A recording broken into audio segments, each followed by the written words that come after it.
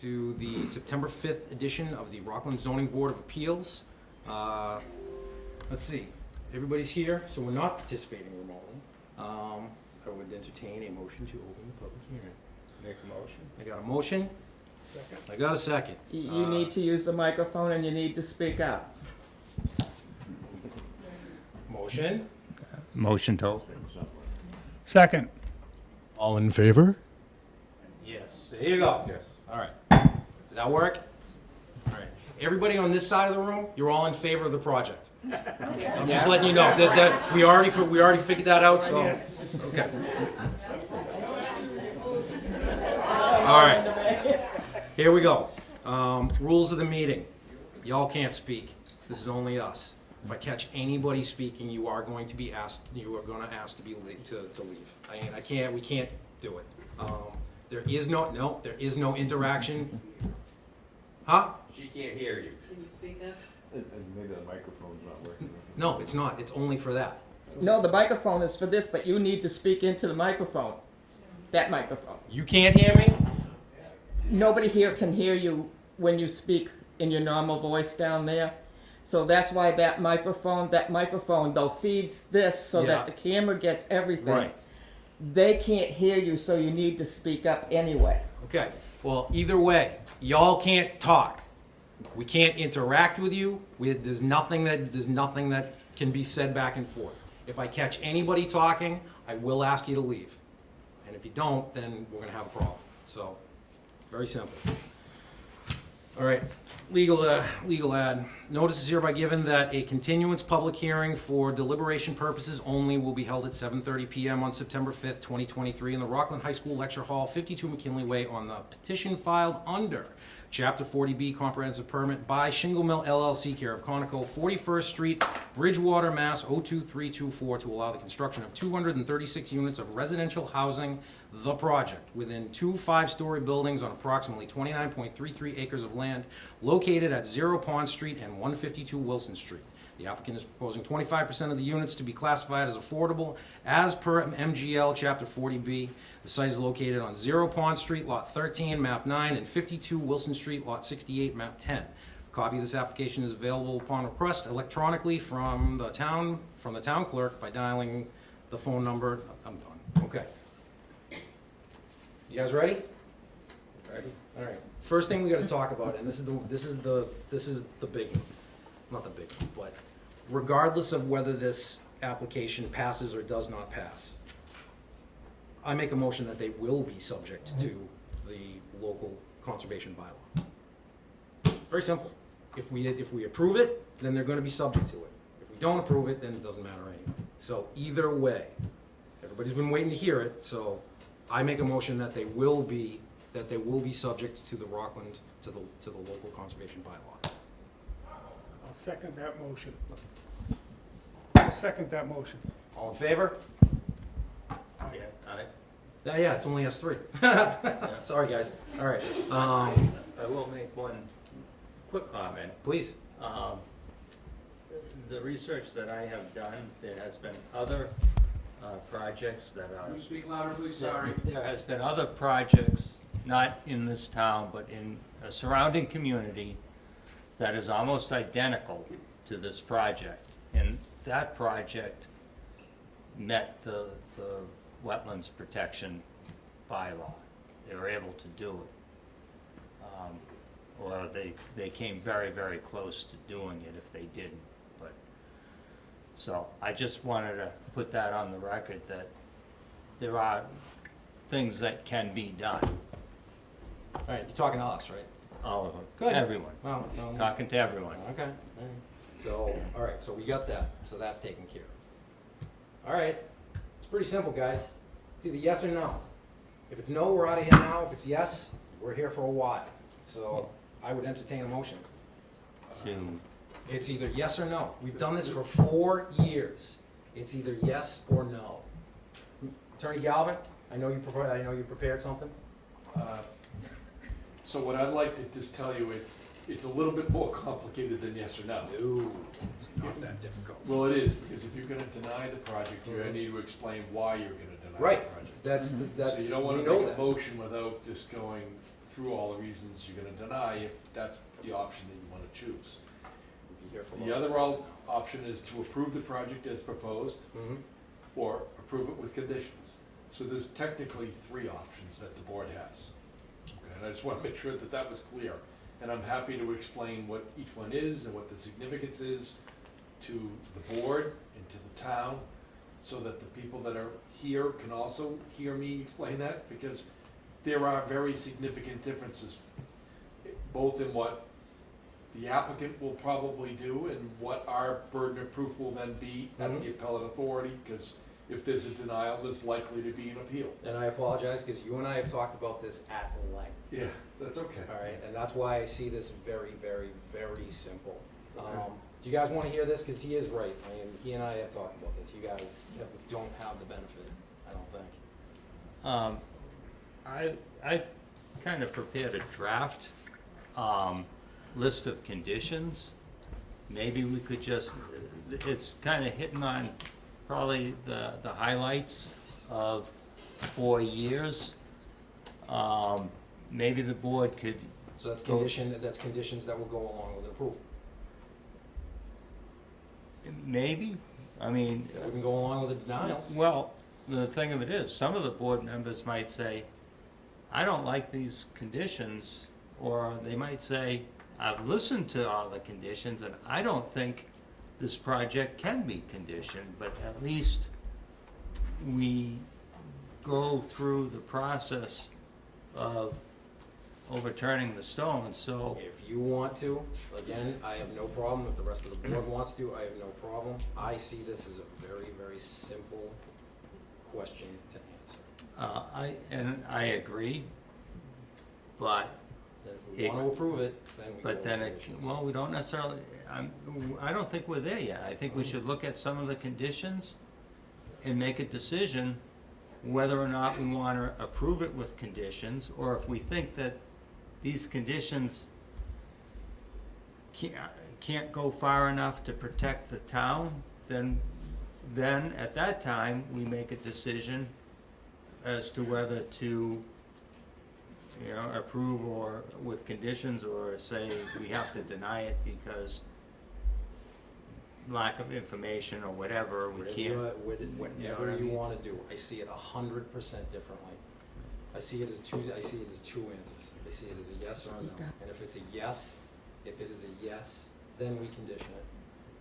This project can be conditioned. We've looked at this for 4 Speak up. years.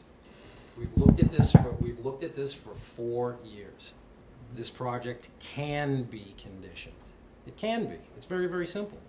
Got a question? Please. So, all right, you just said that I'm not a voter member, but I'm just. No, you're a no, you are I valued. Just You want to know that. clarify, you're saying that if you were to vote, the voting members were to vote to Mhm. approve, you could then add conditions? Oh, yeah. You would discuss and add conditions. My question is, the waivers that they request, Mhm. would that be part of that same conversation They about would have to be- conditions added? And then you would also discuss the waivers that Yep. are requested, whether you approve or deny the waivers? Yep. I see it very simply. I see it very, very simply. The applicant has done their best to prove to us that this works. They feel that they've done their best. It's up to us to figure out if they have. It's up to us to decide if they have. This is one of those projects, just like most, that can be conditioned. It can be. You know it can. We can write 10,000 conditions. It can be conditioned. It's just a matter of, is it yes or no? It's really about it. Well, I mean, If you see it differently, we respectfully can disagree. And I am more than willing to talk for 6 hours on this if we have to. I've got caffeine in here, so I've got no problem What I'm with that. saying, what if, hypothetically, what if we voted to approve it, and then we go through the conditions, Mhm. and then some of the board members said, well, that's really not an enforceable condition, therefore that condition is tantamount to not being an adequate condition. So then we come up with a different one. Or what if we can't agree on that? See, what I'm saying is we should iron out the conditions and then vote, I disagree. I disagree. I don't see it necessary. I don't see it necessary. If you two do, I'm more than willing to go with it, and I will not disagree. But I look at this as, do we approve it or do we not approve it?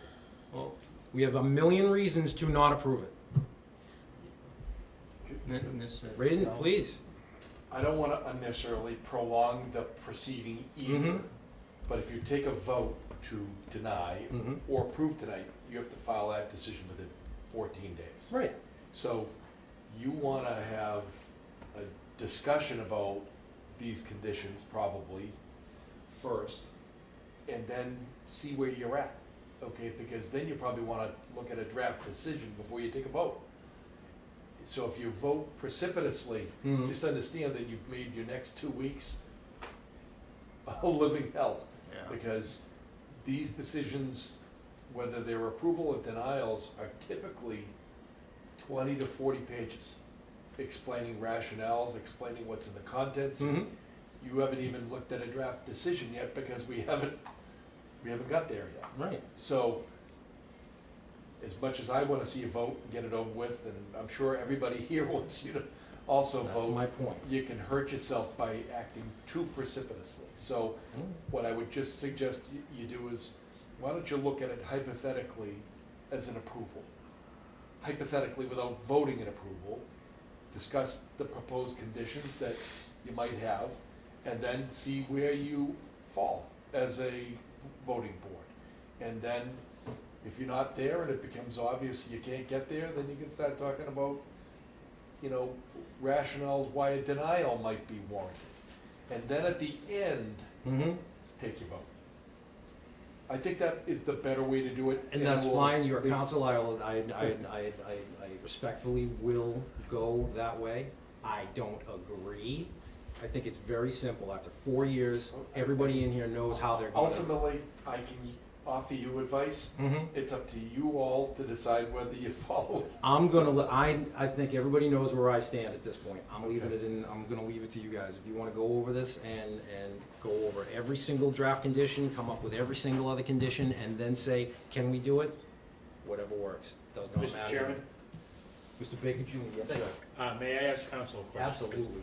Is my understanding correct that if a vote were taken first to approve with conditions, and that vote passes, then this body would essentially be required to impose a condition on every possible thing, rather than coming up with a situation where, oh, we've just discovered something that can't be conditioned? What do we do then? Yeah, I'd rather see you discuss hypothetically Yeah. conditions of approval. Yeah, no, I agree. Even if you're not going to approve it and you're gonna end up denying it, just to explore whether in fact you can give an approval. Thank you. And if at the end of that conclusion, it's evident to a majority of the voting members, and all of you should be participating, both, Mr. Galley. Oh, everybody, you, no, Mr. Baker, no, can this is. participate in this discussion. You just have to have the three that are there for all the meetings vote on it. Mhm. But that's the way I think it's the proper way to do it. And, I'm here as a resource for you, so if you offer a condition that I know based on my experience, because I've tried cases at the Housing Appeals Committee, I've litigated them in the Superior Court, I've argued them at the Appeals Court. I know certain types of conditions you can impose. You can't impose conditions that render a project uneconomic. You can't impose a condition that's requiring the subsidizing agency or a matter within their purview to be changed. What you can really do is impose conditions that relate to the design, stormwater, or things like that, okay? Because ultimately, in the end, this project has to comply with all state and federal regulations, and where you have the discretion is to look at what your local boards and committees have asked you to do and decide on their behalf what you're going to do with the local zoning bylaw, stormwater bylaw, conservation rules and regulations,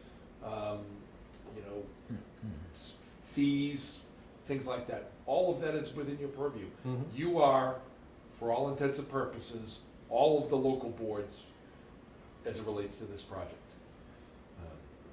The only thing you can't really touch is their obligation to comply with state, Hmm? federal laws and regulations, which they have to comply with in every respect. Thank you. Yep. Well, given that, if you want to start from square one, you put a lot of work into this, and I respect that. And Sure, we can just go through these, and if anybody thinks of something that caveats Mhm. or something that that I missed, that they Mhm. wanna add in the appropriate sections, absolutely. You know, the board might think, well, that's a crazy condition, that's, coming from That's right. coming from a professional civil engineer, I don't think any of them are going to be crazy. That's my problem. That's my point here. Every Well- single one that you put in here, it's coming from the mind of a professional civil engineer. I trust your opinion more than anybody else. You know that, David. Thank you, You know yeah, that. I do. So I appreciate that's that. why I look at this and I go, okay. All right. Well, the first concern that I have is whether this is approved with a condition or it's denied. There's a very good chance that the applicant is probably gonna appeal it. I mean, that's a It's a reality. given. We already know that. I mean, it's not 100% given, but it's a distinct possibility. It's 100% given, you know. Apart from that, if it is approved with conditions, the conditions are gonna be a lot of hurdles that will have to be jumped through. There's a very good chance that the applicant might just flip the project. That means he gets an approval, it's got some onerous conditions, or some hard conditions, or some expensive conditions, and he finds a buyer, and the buyer says, oh, you got all these units, and yeah, you hardly have to do any paving, and the low cost and ratios work, and guy buys it, doesn't realize that he can't get his building permit until he goes through a lot of hoops. And then he finds out he can't meet those conditions. Then he's coming back to us,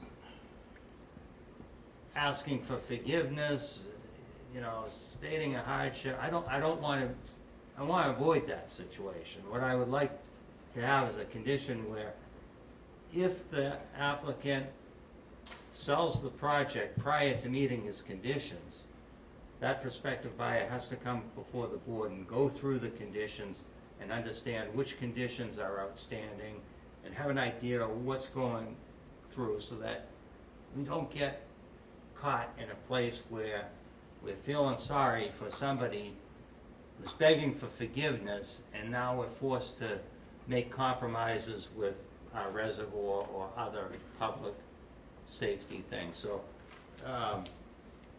that's the first condition.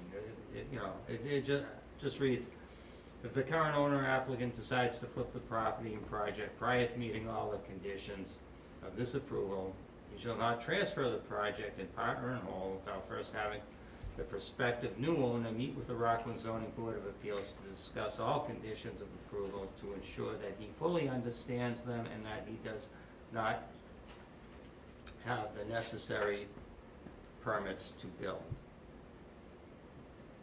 Can I just offer a Sure. comment on it? Yeah.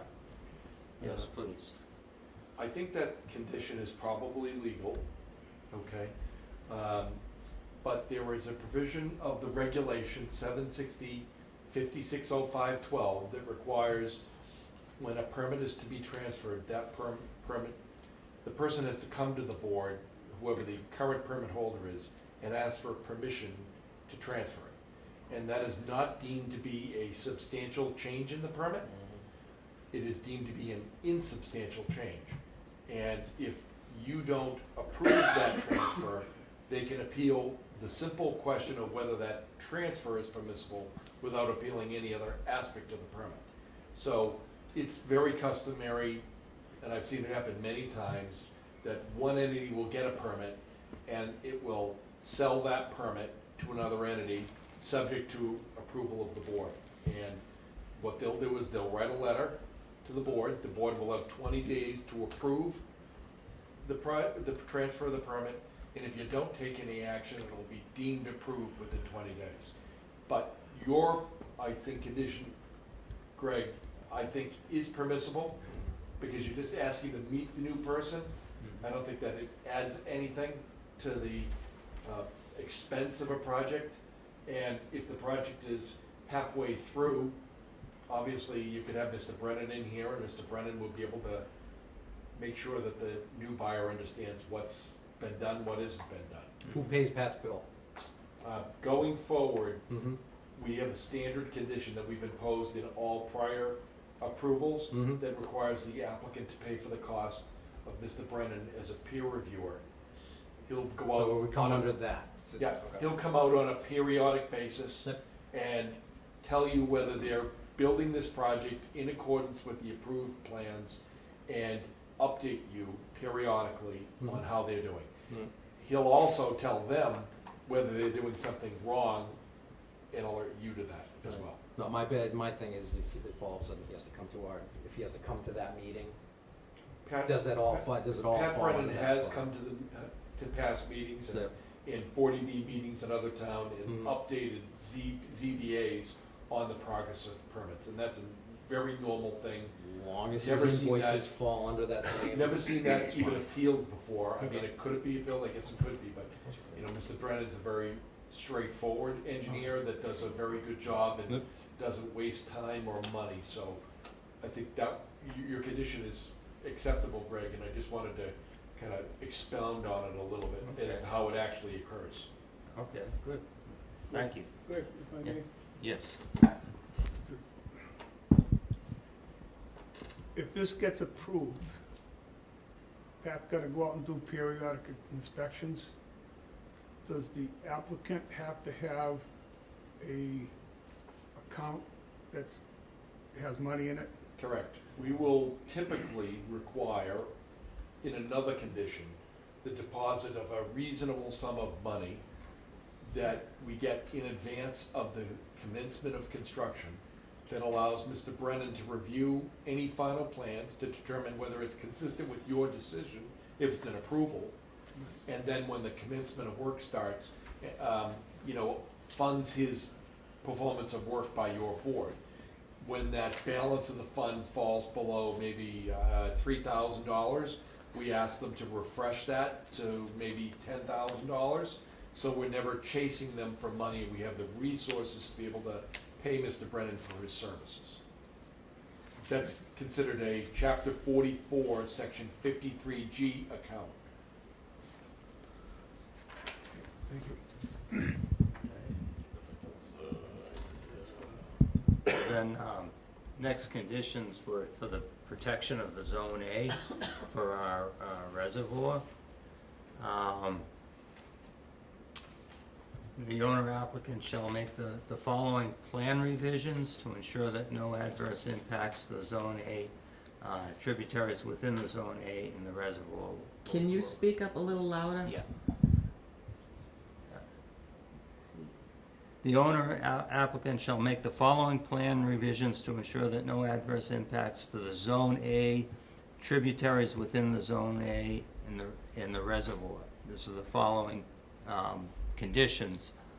The tributary to the reservoir running under the proposed access drive to the project from Pond Street must be maintained and not cut off. Currently, there's a 12-foot wall cutting off that tributary to the reservoir. All right, tributaries exist on the east side of this access drive that will be cut off from the reservoir as the access drive is currently proposed. A culvert meeting stream crossing standards must be installed beneath the access drive to allow the tributary to remain intact and flow freely and continuously to the reservoir.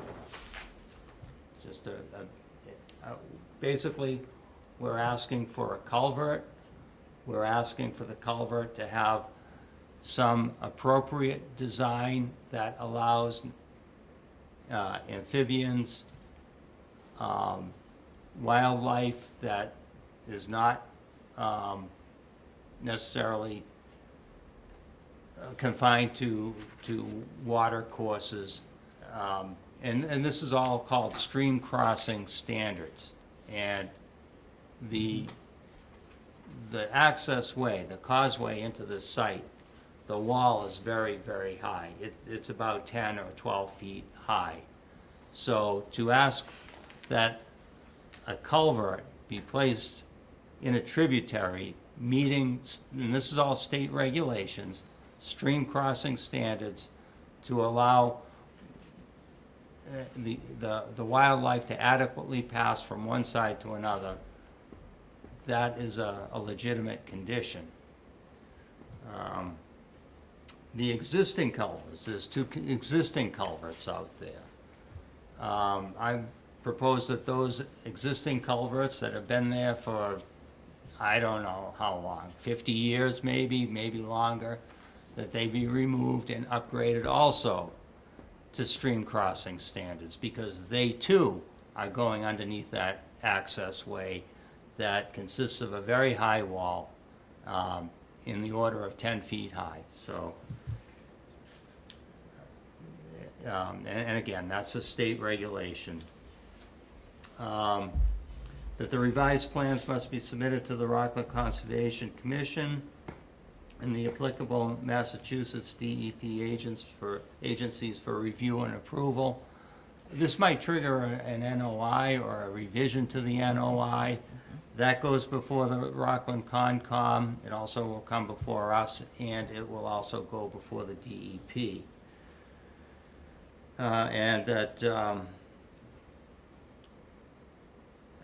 the fourth one, the proposed well locations and their associated Zone 1 protective radius and circle shall be shown on the final plans.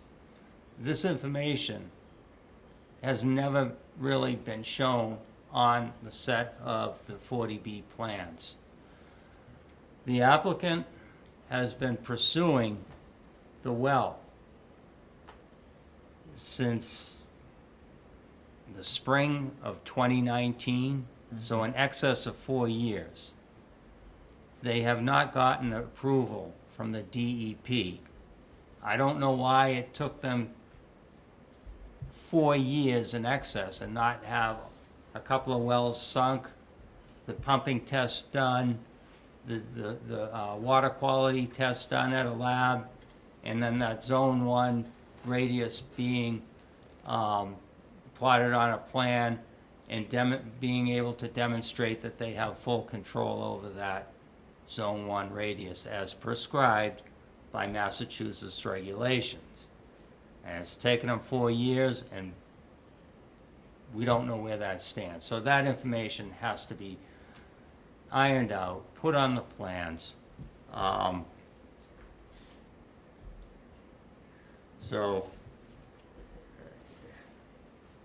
And all the Zone 1 calculations for that radius has to be reviewed by our town consultants, because preliminary plans have shown that they've had the Zone 1 radius being in the order of 266 feet to about 300 feet.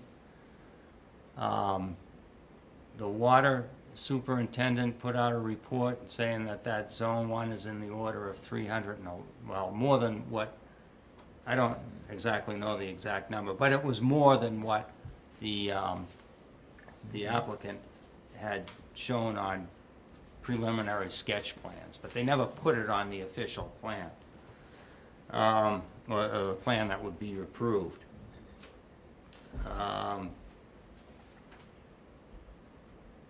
So the applicant stated at one of the meetings that he would post a surety as mitigation should the water quality of the reservoir become compromised due to the development. You know, my condition is that no building permit shall be issued until that adequate surety has been agreed upon between the applicant and the town, been received. No building permit shall be issued by the building inspector until he receives approval in writing from the Abington Rockland Joint Waterworks Association superintendent that the applicant has performed a well drawdown study to his satisfaction that the wells will not compromise the water quality of the Hingham Street Reservoir and has performed all other requests as satisfied and has satisfied all concerns contained in the letter dated August 8, 2023. The water superintendent wrote a letter to the applicant, and it's dated August 8, 2023, and in it, there is probably, I don't know, half a dozen or so conditions that she wanted them to meet. And to date, they have not met those conditions according to the letter. So I want those conditions to be met to protect the Zone A. One of the state regulations precludes any drainage to be located within the Zone A. The applicant revised his plans and moved a lot of the drainage around and got all the drainage out of the Zone A. But there are roof leaders associated with these very large buildings that produce a lot of runoff. We need to hear what you're saying. These roof leaders are tied into the connection with the with the infiltration systems, but you can't have pipes in that Zone A. I wanted to make sure that those pipes are outside of that Zone A and are in compliance with the regulations. So any of those drain pipes. Yeah. Doesn't matter what it is, has to be outside the zone. That's correct. You keep getting two different answers on these things. Now, The other you cannot have any drainage, no drainage, no catch You know I basin. trust you, so. And that came from Friend at the DEP. I forget his first name, but his last name was Mr. Friend at the DEP. I don't want any well pumping tests to be conducted without proper DEP permits and shall be witnessed by the DEP and the Abington-Rockland Joint Waterworks Association. And I put that condition in because they've been going at this for 4 years. I just want some eyes and ears that represent us out there and make sure that things are done properly. It's Should we also add, have Pat there too? yeah, we can. We can. See that? We can add Pat. You want to add that? Yes.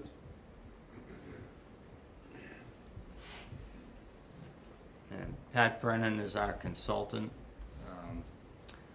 All wells shall be tested for PFAS per the water superintendent's letter dated August 8th, 2023.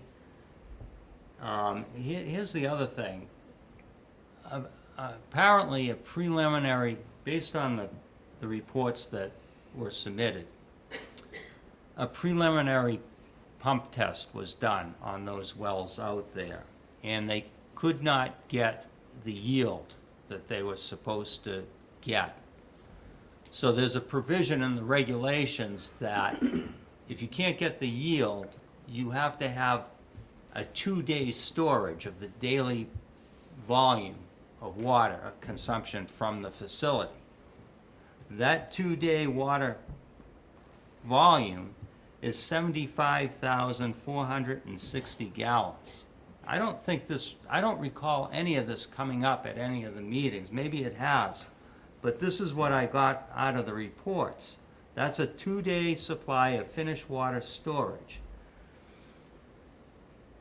A water storage tank, 20-foot wide, 20-foot long, and 25 feet high is what's required to store that type of volume, approximately. I don't know where this storage tank is going. I've never seen it on the plans. I don't know if there's room for it. So I want a condition to have these plans updated so that we know that it works and that it can be done.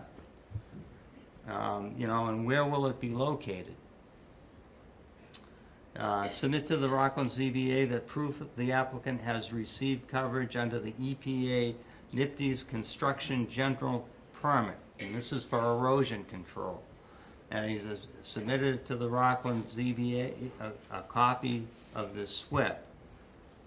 This SWIP is supposed to be done before they break ground.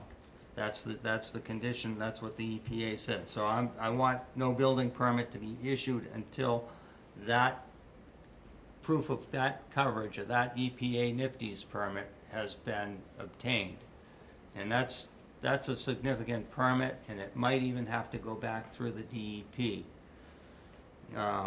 The applicant shall provide proof to the Rockland ZBA that all conditions of the DEP's, this is a Bureau of Resource Protection Watershed 13 approval. And this goes back to October 30th of 2019. It has a transmittal number of X283798. That the conditions of it, this is deals with the well, pumping down conditions, monitoring any abutter that has a well. I mean, these conditions were pretty extensive. I don't know where they stand on that. I don't have any information on that. I didn't get anything back from the DEP on that. So these are some loose ends that need to be tied up. So I want to condition that so that we ensure that the project, if it is approved, is not going to pose a harm to the Zone A or the reservoir. There was also a comment by the Waterworks about having a dumpster located in the Zone A. I think it's wise to have those dumpsters relocated outside the Zone A. The last thing on protecting, that's pretty much everything. I will like to make a note that a Phase 1 environmental site assessment report was done. The professionals, the licensed professionals, are of the opinion that they have not found any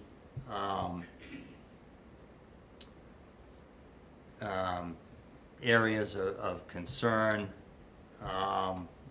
They call them RECs, and but they do have a caveat on that report. And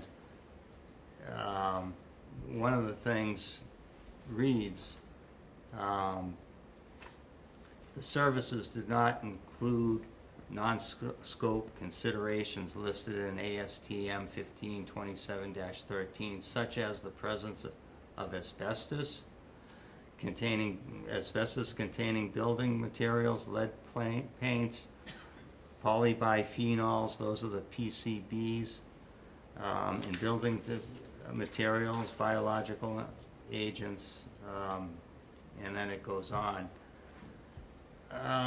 PCBs, they can show up just about anywhere, and I'm not saying that there are PCBs on the site, but there's these exclusions that are there.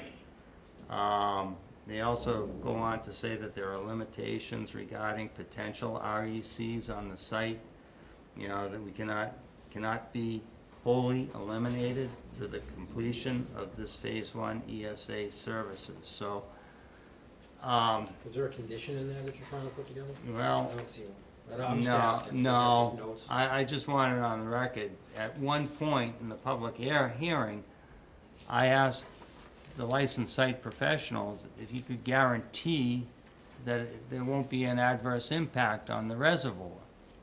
Everybody dummied up. I got no answer. I mean, if they had said, Mr. Tanzi, nobody can guarantee anything, it is highly unlikely, blah, blah, blah, or at least given me some professional reassurance, I would have felt a lot better. I don't know what to do with this. But I did have an earlier condition asking them to test the wells for the PFAS. I don't know what else I could do, but, I mean, I am, you know, the whole board did look at this very closely. It was a difficult project to evaluate because it dragged on for so long, and it was very difficult to remember all the things. Can I ask you a That- question? Sure. This, what you're talking about here, is kind of directed, it feels like it's directed only towards the water.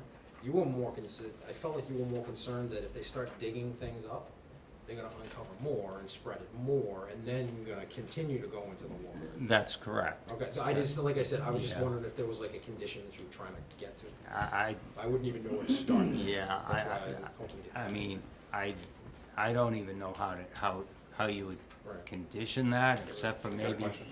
I could probably help you with that too. He's got it, okay. I just had a question, just to piggyback up on what Greg was saying and what you were asking him. So there's no condition to test for these concerns. So my question is, based on that, can we create a condition to test for these concerns? We're gonna drop it on him. All right, that's, I kind of figured that's where you're Yeah, going, but, what I was thinking, based upon, you know, Greg's comments, are, that what you would probably wanna do is have the excavation observed by Mr. Brennan, you know, at the time that the foundations were being dug, to determine whether there was any evidence of, you know, urban debris or other, foreign materials buried on the site within the area of the excavation. And further, a condition that required them to affirmatively report any buried urban debris. Look at the reality is you can't locate a foundation on unstable soil, okay? So if they do, the building's integrity and its foundations could be compromised. So we'd probably want to have some type of condition that talked about reporting the presence of, or any indication of urban debris, and have Mr. Brennan observe the excavation as it's nearing the bottom of the hole. Well, could we have also an LSP be there on site that might be able to? I would think that if Mr. Brennan, who's your eyes and ears in this project, suspects that there's any type of urban debris or other type of trash buried on the site in the area where, you know, there's a potential location of a building, that he would be given the authority to engage a further sub-consultant to make recommendations. got a question. Sure. Okay, so I would imagine that Pat Brennan would recognize urban debris, any signs of any of these concerns.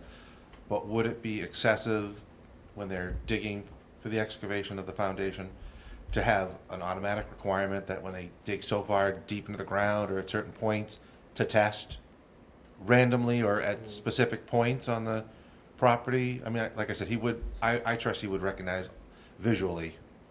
If he sees a muffler. Yeah, if he sees some tire. some obvious sign of asbestos or something, you know, just, and like you said, urban debris, building material, anything, I would imagine he'd recognize it. But I'm just saying, just to cover the fact that maybe something could have disintegrated that he wouldn't recognize, would it be excessive to ask for a testing once they dig 520 feet into the ground or something? I mean, Mr. Brennan could tell you, I can't tell you how deep they intend to dig the foundations, but it is shown in the concept plans, the depth of the foundation hole. So my guess is that could vary slightly, but the reality is how you best protect the town, Yeah. the abutters, and the future residents is require those to be observed by our experts Yeah. when they're being done. And Mr. Brennan will absolutely know what to observe. He'll know if there's a indication in the excavation hole of a further problem, and you know, I think you want to give him the authority to address it in a manner that would be customarily required, you know, when you observe those types of things. He'll know what it is and probably propose a better condition for your all consideration anyways. Okay, so Pat Brennan could observe it, and then he could possibly be empowered to order a test or suggest a test? Yep. Oh, good, that, I feel comfortable with that. Not a voter, but I would feel comfortable with that. We would have to do something like that, because he's already gone on record as saying that he's not an LSP and doesn't, that's not what his expertise is. I think on that note, that we should also put that if there's anything found that all other work is to be stopped on the project until that problem is corrected. Because they may have to excavate a lot of that out and haul it out. So, having litigated a case involving buried urban debris that was discovered during the course of construction of a foundation, there's a protocol. When you find something, then you basically have to dig further test holes until you determine the extent of the urban filling. And then all the urban fill, and I'm calling it urban fill, it's trash. Sometimes it's building debris, sometimes it's organic materials. I don't know what it would be, but that would all be done under the supervision of a LSP, who would determine the scope, and Pat, to the extent that he needed the help, would probably have the authority under a draft condition to bring in our own to make sure that that LSP is accurately reporting the extent of what's needed to be removed. And then when the fill comes back in to replace that, because if you have to remove urban debris, you're gonna fill it properly, then we'll have to have Pat Brennan develop a protocol to fill it properly with clean fill. The only reason I said that is we all know it was a junkyard for many years. Oh, yeah. And the oil might be deeper than they originally did their 21E on the property. I mean, as a practical matter, let's assume that there's trash buried at 60 feet below the ground. I don't know whether that's in the groundwater there, probably would be in the groundwater if it was that far down. But it's possible that you might not discover trash that's buried that deep. I mean, if there was a giant pit there and they dug it 60 feet deep in the time of low groundwater or whatever, it's possible they won't. But usually when there's organic material or urban debris, there's settling that occurs when you actually disturb the top. It's in their best interest to get rid of it too, because if they build a building on top of urban debris, the building will settle and there'll be problems. And the cost to remediate that issue will multiply by the hundreds of thousands. I'm not hundreds of dollars or thousands of dollars, I'm talking hundreds of thousands of dollars, maybe millions, because you can't really readily pick up a building and move it once you've put it on the ground. Mr. Chairman, Sir? do I need that? or- Sure, why not? Thank you.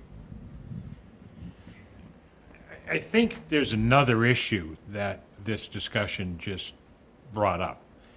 And it's one thing to talk about debris, as Mr. Galvin has described it, that is presumably visually identifiable.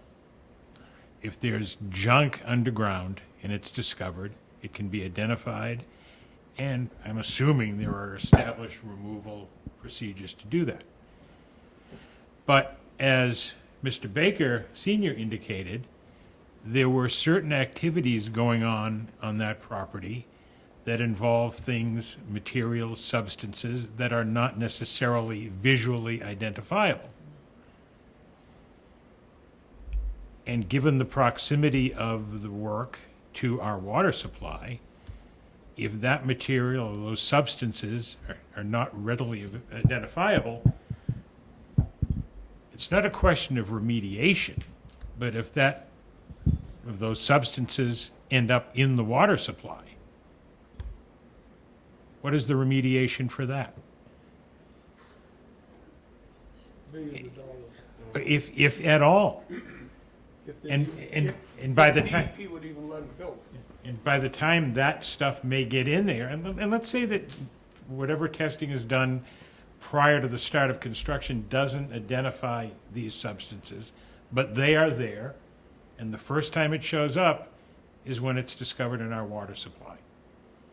And I'm guessing that it's certainly within the realm of possibility that whatever is in that soil is at least as consequential as PFAS to the detriment of the health of everyone drinking that water. And I don't know if there's any way that that can be remediated. But by that time, it's too late. Similarly, Mr. Galvin mentioned fill being brought onto the site, and whether that's fill to replace fill that they, or materials they have to remove, or fill brought in to bring the lot up to a certain level. If that fill is not pure, if that fill is contaminated with any substances, again, by the time that is identified, it's entirely possible, if not likely, that it is going to be in the water supply. And, I don't see how a condition can be imposed to deal with that. So what you would probably do is, if they're able to construct or install drinking water wells, you'd probably have a condition that required the testing of those wells for standard water quality. And you'd ask for it to be provided copies, or you'd want the Abington Rockland Joint Waterworks to be provided with that, because they have the expertise Right. to tell you all whether you've got a problem. And I understand that, but the assumption underlying your suggestion, Bob, is that that is going to be discovered fairly early on. What if it's not discovered until after the buildings are up? I don't know the answer to Yeah, that. no, exactly, I don't think, well, that's my point, there is no answer to that, at least by conditioning, there is no answer to that. But I want to suggest something to you. I mean, we've had a lot of anecdotal evidence of trash, this site at some point being the subject of some buried trash. The extent to which, I don't know whether anybody has any personal knowledge, maybe they do. Okay, maybe you've heard some of that personal knowledge. That's up to you all to assess. The reality is, no one has come forth with any specific evidence that there still remains trash there, and I'm not suggesting that there isn't either. I understand So, that, yeah. I don't know the answer. Yeah. But the one thing you can't do is you can't speculate if you don't have proof. So what you would have to do is impose a condition that said, should trash or urban debris be discovered during the context of this project, here's what you're gonna do. And that would be a condition. And Yeah. that's how I would suggest it. Again, I understand that, And not, and Mr. Brennan, because I trust him and I've been on both sides of him, so I've been on the recipient of his conditions and I've seen him draft conditions, would be the best one to suggest an appropriate condition dealing with that issue. He'll know the protocol, Yeah. and if he doesn't know the protocol, he'll call an LSP and the LSP will give him that, and then he'll tell you what to do. just to address your comment, Bob, when you say you can't base a condition on speculation, Correct. I'm not speculating one way or the other, and in fact, my point is, we have no idea what's under there. Yeah, we don't. And then by the time, it's entirely possible that by the time we find out, even if every condition imposed has been met, and that hasn't proven satisfactory to protect the water supply, we may very well have an aquifer filled with undrinkable water. Right, well, that's why I think prior to the commencement of construction, they're gonna have to complete all water testing that demonstrates that they've got potable water for this proposed project. And as Greg has already indicated, if they don't have enough quantity of water, they will also have to, demonstrate that they've got adequate storage for at least 2 days of potable Yeah. water, so. But certainly, pre-construction testing of the wells can help. But what if it's the construction itself or the post-construction effects that cause the water to become contaminated. What do you do then? But that would be no different than what happened on any project. I mean, if you're building a new house on Belmont Street here in Rockland and you have an oil spill and it seeps into the basement, like DEP has a protocol. I mean, you gotta report it to DEP, you have to remove the soil, you probably have to test around the perimeter to make sure that gas or oil didn't leak onto or groundwater onto somebody else's property. If it did, you're gonna be cleaning their property up and this one. So, I think that we could craft an appropriate condition, and I think as a matter of law, there's sufficient protections in the law as to what you do if there's that type of a contamination issue. Look at it, they could bring in a piece of heavy equipment, it could break down, have a hydraulic leak, a gas or fuel leak, and that does happen on sites, and we know, and professionals know what to do in that circumstance. Oh, and I agree, but that is something that's at least somewhat identifiable when it happens, or soon thereafter. Right. What I'm suggesting is that there are circumstances, there are conditions that may not reveal themselves until long after the construction is over, until long after the buildings are occupied. And then what do you do? I mean, everyone in every town, not just Rockland, is facing a situation with PFAS, or a potential situation with PFAS. It's just been, and it's such a minute quantity Oh, I that know. triggers, an unacceptable level. And, there's, I'm sure Rockland or, we'll probably have to treat for it at some point, maybe depending on when they finally settle what the standards are gonna be. Because it's prevalent. It's in the fertilizers that we put on our grass. So, I don't have all the answers, but, again, I think Mr. Brennan could come up with a condition that gave us a testing protocol now and going forward. And if they don't have potable drinking water here, they'll be trucking it in, and this place will be really tough going forward. I don't know the answer. No, I understand, but thank you. It's an awful situation for everybody.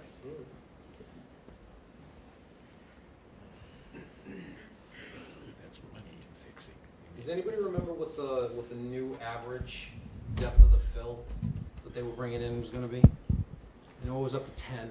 I know they decreased it. I was like down to 8 now.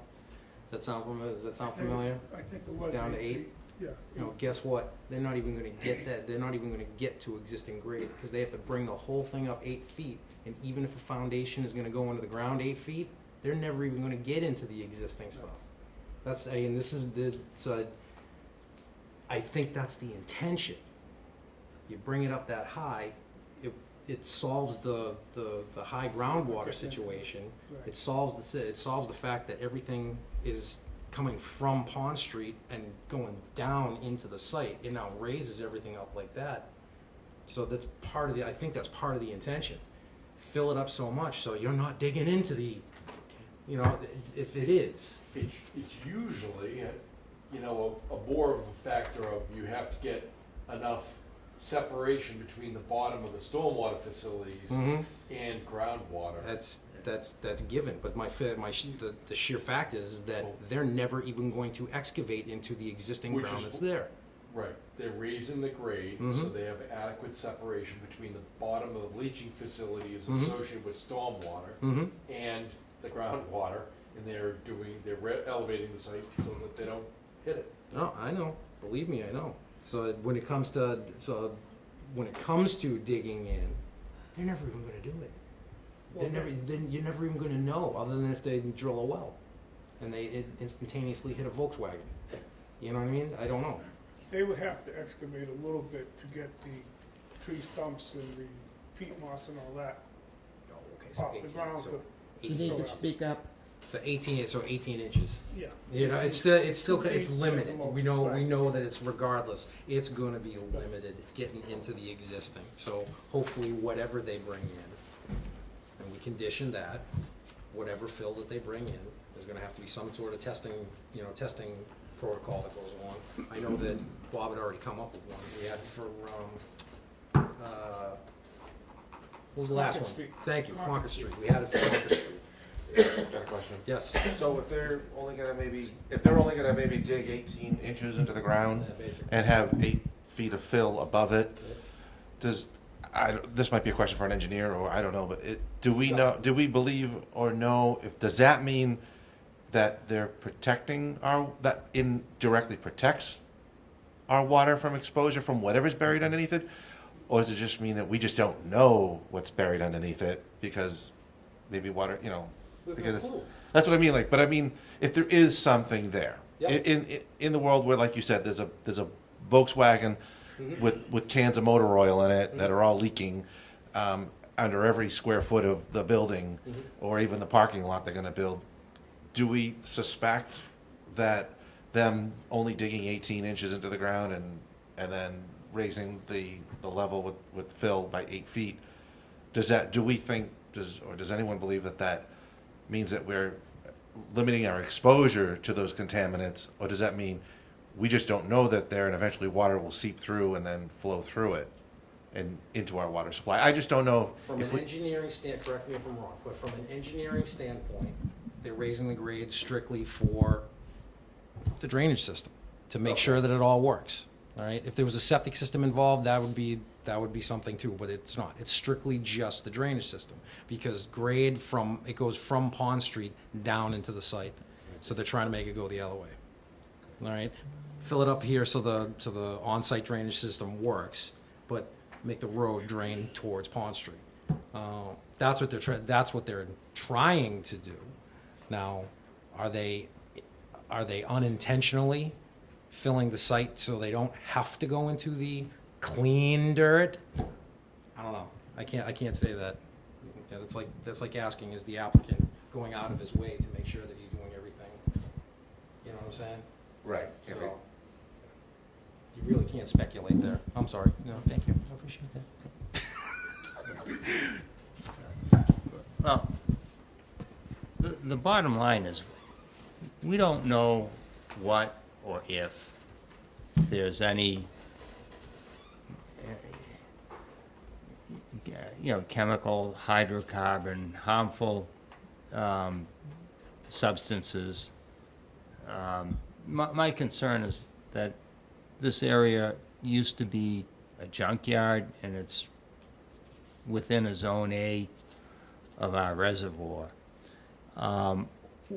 There's approximately 5 acres of impervious area that's going to be created by this project, and all that runoff is going to be funneled into what's called a dry well, which is a bunch of subsurface leaching chambers. Now, these chambers will be in fill, but the water that goes into it goes down into the existing water table.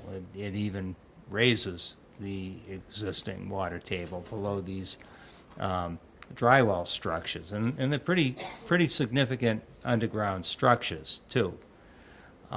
It's not like a leaching catch basin or anything. There are vast rows of lengths of about 70 feet or so. That dumps a lot of stormwater into the ground. It then forms a head, and it will migrate to the reservoir.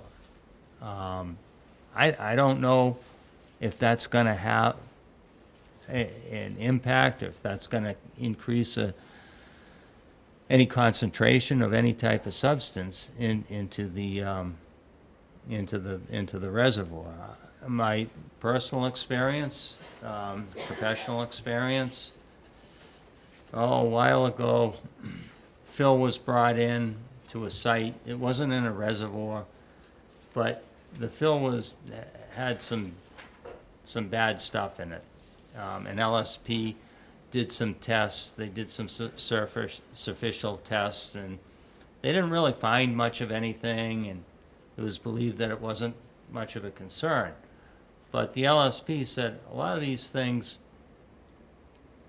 migrate down to lower elevations as they're drawn down there by recharge and surface water soaking through the ground.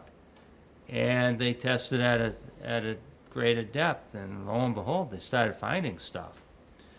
And the, Conservation Commission made them pull out all this fill. I mean, it was like, I don't know, thousands of yards or maybe even more, tens of thousands of yards. And the LSP had to make sure that every truck made it to its destination. So they do take this stuff seriously. My concern is, Pat's not an LSP. An LSP can look at something or even maybe detect a whiff of odors of some type of a substance and say, that's suspect, let's test it. And, they'll test it. If it's not non-consequential, they move on. If it is consequential, then, as Attorney Galvin said, there are protocols to test out in the perimeter and make sure that it's all clean. So, and I think it's probably a good idea to have an LSP on site to do some monitoring during the excavation for foundations and for these recharge systems. Even monitoring, making sure that the fill that's coming in is all clean and not mixed with some construction debris from wherever. I think a simple condition like that would be probably appropriate. I would sleep better at night, Pat would go along with it. It would take the onus off of him. Oh, sure, Pat would go along with sure. it in a heartbeat. Pat would, yeah. If I was Pat, I would want that Of course. condition, Do you want to go over the rest of the conditions? Because I see, Yeah. I've already read most of them. so. Okay, sure. So, moving on, this is the sewer conditions. Prior to the issuance of a building permit, the applicant must submit to the building inspector a letter from the sewer superintendent saying that adequate repairs to the existing Rockland sewer system have been performed by the applicant to provide mitigation to leakage equal to that of the proposed daily flows of the project. And basically, our sewer systems, we have leaks, we have inflow, we have infiltration to them. The applicant has to provide mitigation. If he's putting 100 gallons a day into that system, he has to repair 100 gallons worth of leaks in the sewer system. That's basically the mitigation. We never got anything that stated that he was willing to do that, though. Originally, they said something about it, but I don't think there was anything that was ever put into writing that said he Yeah. was willing to do that. And my understanding is he doesn't have a choice because the sewer plant is at capacity. And my understanding is that we're not allowed to issue a permit greater than 440 GPD unless the applicant provides adequate mitigation to compensate for the additional flow going into the system. Bob, can you? Yeah, so the town is under a administrative consent order issued by the EPA. My understanding is that administrative consent order has been amended. The sewer commission, and Mr. Hession's here, and he can correct me if I misstated, because I'm not trying to do it intentionally if I do, has issued a local moratorium applicable to all new connections. There was an exception made for permits or projects that were permitted prior to the moratorium.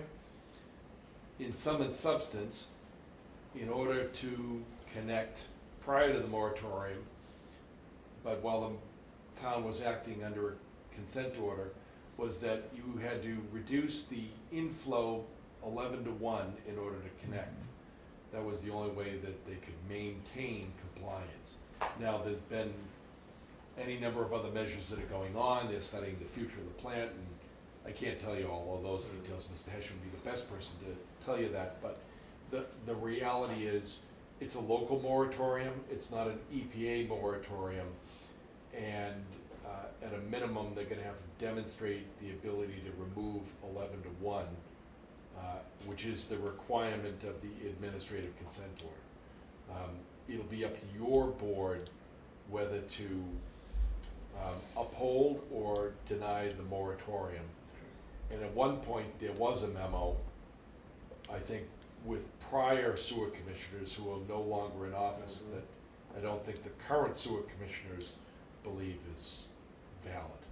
That's where I was going. I could be wrong about that, but I think it was made under certain assumptions that are no longer accurate assumptions. And I'll help you go through the record, but the sewer commissioners have written you and kind of explained the situation to you, and offered their thoughts and opinions as to what you ought to do as it relates to sewer, and you'll have to decide whether, in your wisdom, to uphold, deny, or do some combination of any one of the things that they've suggested. So it's up to us if the moratorium holds, As it relates to this project. as a yes. relate. That's an easy answer. Okay. Mr. Chairman, Yes, sir. If that's the position that the board takes, and the applicant is not able to comply, is it permissible by condition to prohibit the use of septic or some equivalent thing? You wouldn't have the room to do Uh, it anyway. So. And he's already stated at our last meeting Look that at he would not. I mean, but- again, this is something where I think the board should have Mr. Brennan kind of weigh in. I've been involved in another project in another town, not that I represented, where I was representing a developer.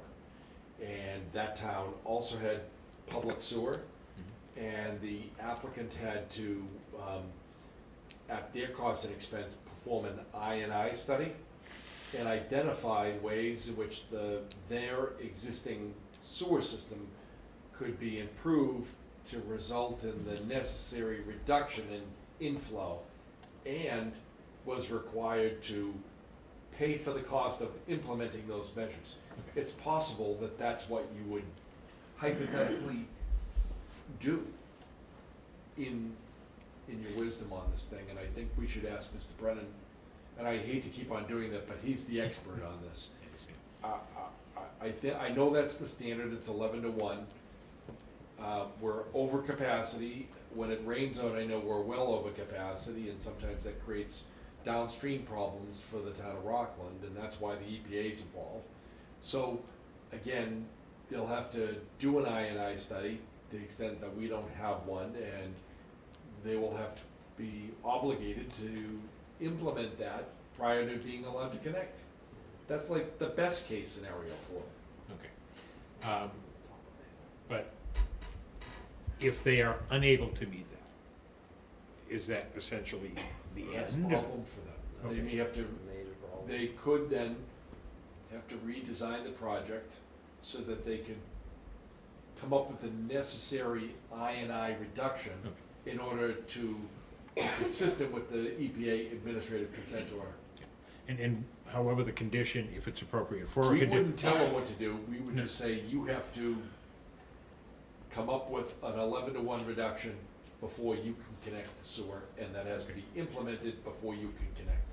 And what I'm seeking is something that, going along with that, if they are unable to meet that standard to connect to the sewer system, that a septic system or something along those lines is not an alternative for them. And again, the applicant said last week it would not I don't be. believe that they can locate a Title V compliant subsurface disposal system in this area. They have to connect the sewer or they don't have a project. Okay, That's Yeah. what I've heard. Your memory is better than, and is the relevant memory, but that's what I read. trust me, my memory is better than nobody's. That's it. All right, so that was your sewer. Yeah.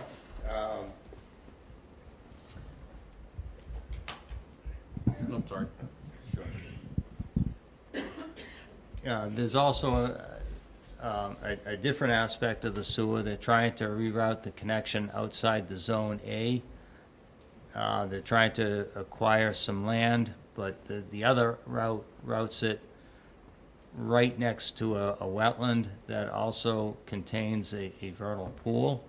So the other condition is that if they choose to purchase that land and reroute the sewer, they have to comply with all the provisions of the Conservation Commission. The other one was drainage conditions. Prior to the issuance of a building permit, the applicant must submit all Class 5 well registration data to both the building inspector and the Rockland ZBA to show proof that the wells have been registered under 310 CMR 27 and has obtained the UIC permit, and any other permit triggered by 310 CMR. Sometimes 214 CMR 3 also gets triggered, or any other applicable regulatory statute. Also, if any Class 1, 2, 3, or 4 wells exist on site, and that would be a well, maybe a drinking water well, but the Class 5 well is the dry wells that we talked about for the drainage, the recharge system, and that's something that this regulation takes a pretty good look at, like what we had just discussed. If you put water in this well, will it have an adverse impact on reservoirs? And so that's what this 310 CMR 27. It's a UIC registration. It's a state permit. Again, 4 years down the road, and the applicant never even mentioned it or applied for it, to the best of my knowledge. And yes. That 310 CMR 27 also include the new MS4 drainage regulations? No, the MS4 deals with, is kind of like street drainage. It's a separate permit. Actually, MS4 is under the EPA. This, the 310 CMR 27 is a state permit.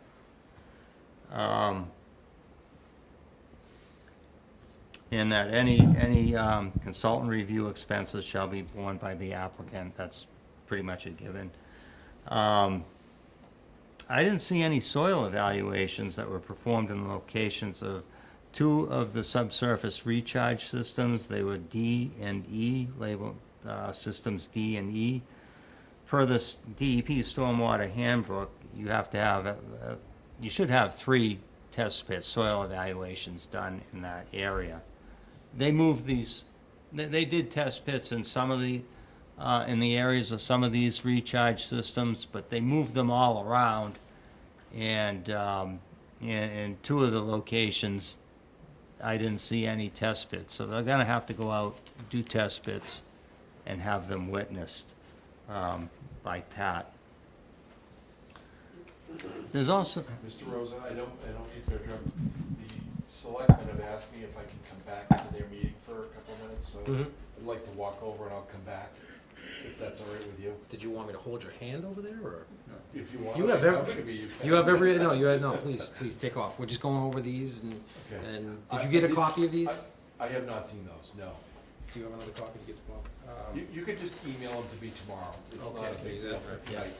I did want to say, on vernal pools, remember, vernal pools are only protected when they're located within wetlands that are otherwise protected under the state act, okay?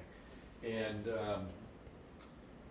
that's important to know, because everybody says vernal pool, oh, you can't touch them. The reality is you can touch them, and if they're not certified vernal pools, they're entitled, they get even more limited protection. No, this one is a certified room. it is within a wetland. It is within a wetland. Okay. I'll be back, hopefully in a few minutes. Put your running shoes on.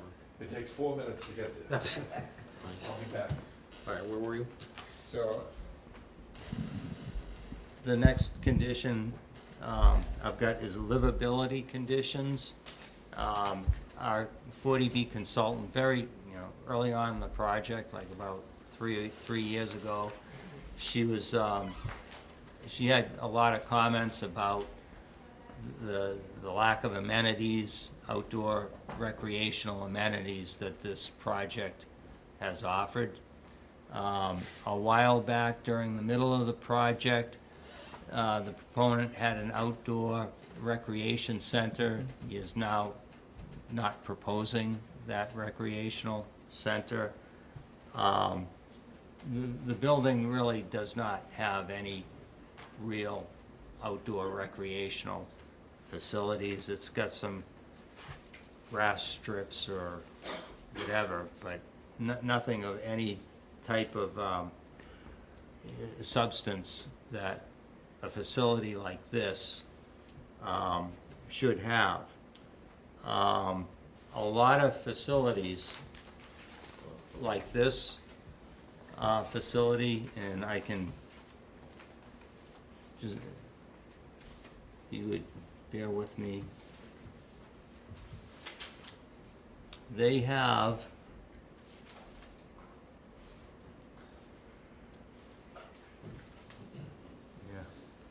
I believe it's a half basketball N- court. yeah, but they've got tennis courts. Can I get it online here? I don't know. Can you? No. We need the Wi-Fi password. All that's all locked up. Not access. Hidden network? They were gonna do that walking trail, remember that? That eventually like went away, and I don't understand why. It's showing a dirt path. You can't, Sorry.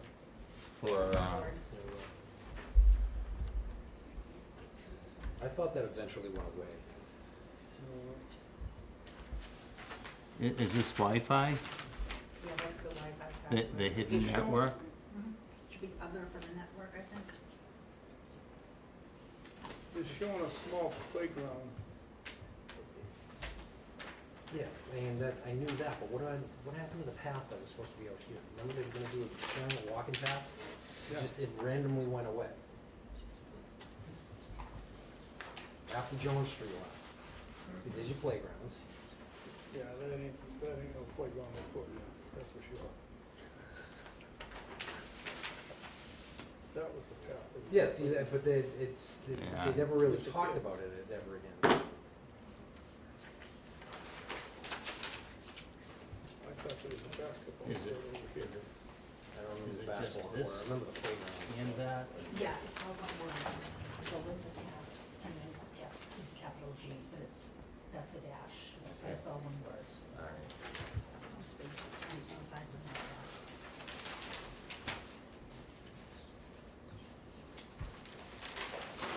So you didn't even see the half basketball court? Okay. Big showing on those plans.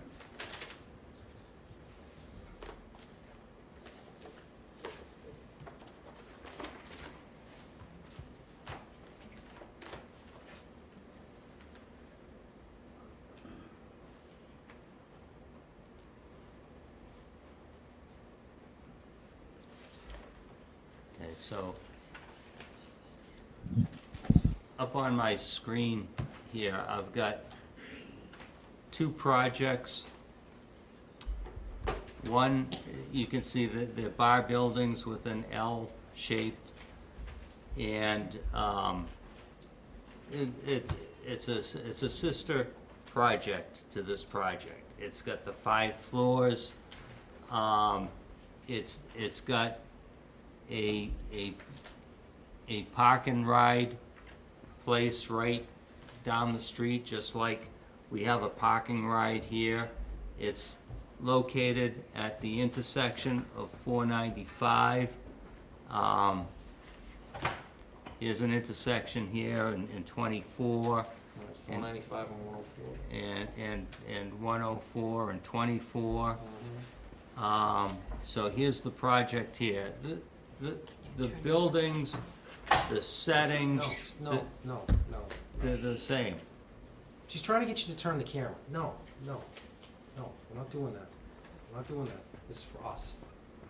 So you can see the He's got a pool. the livability. You've got a pool. Yep. You've got some type of a a rec center, Yep. you've got some playground here, a nice parkway Mm-hmm.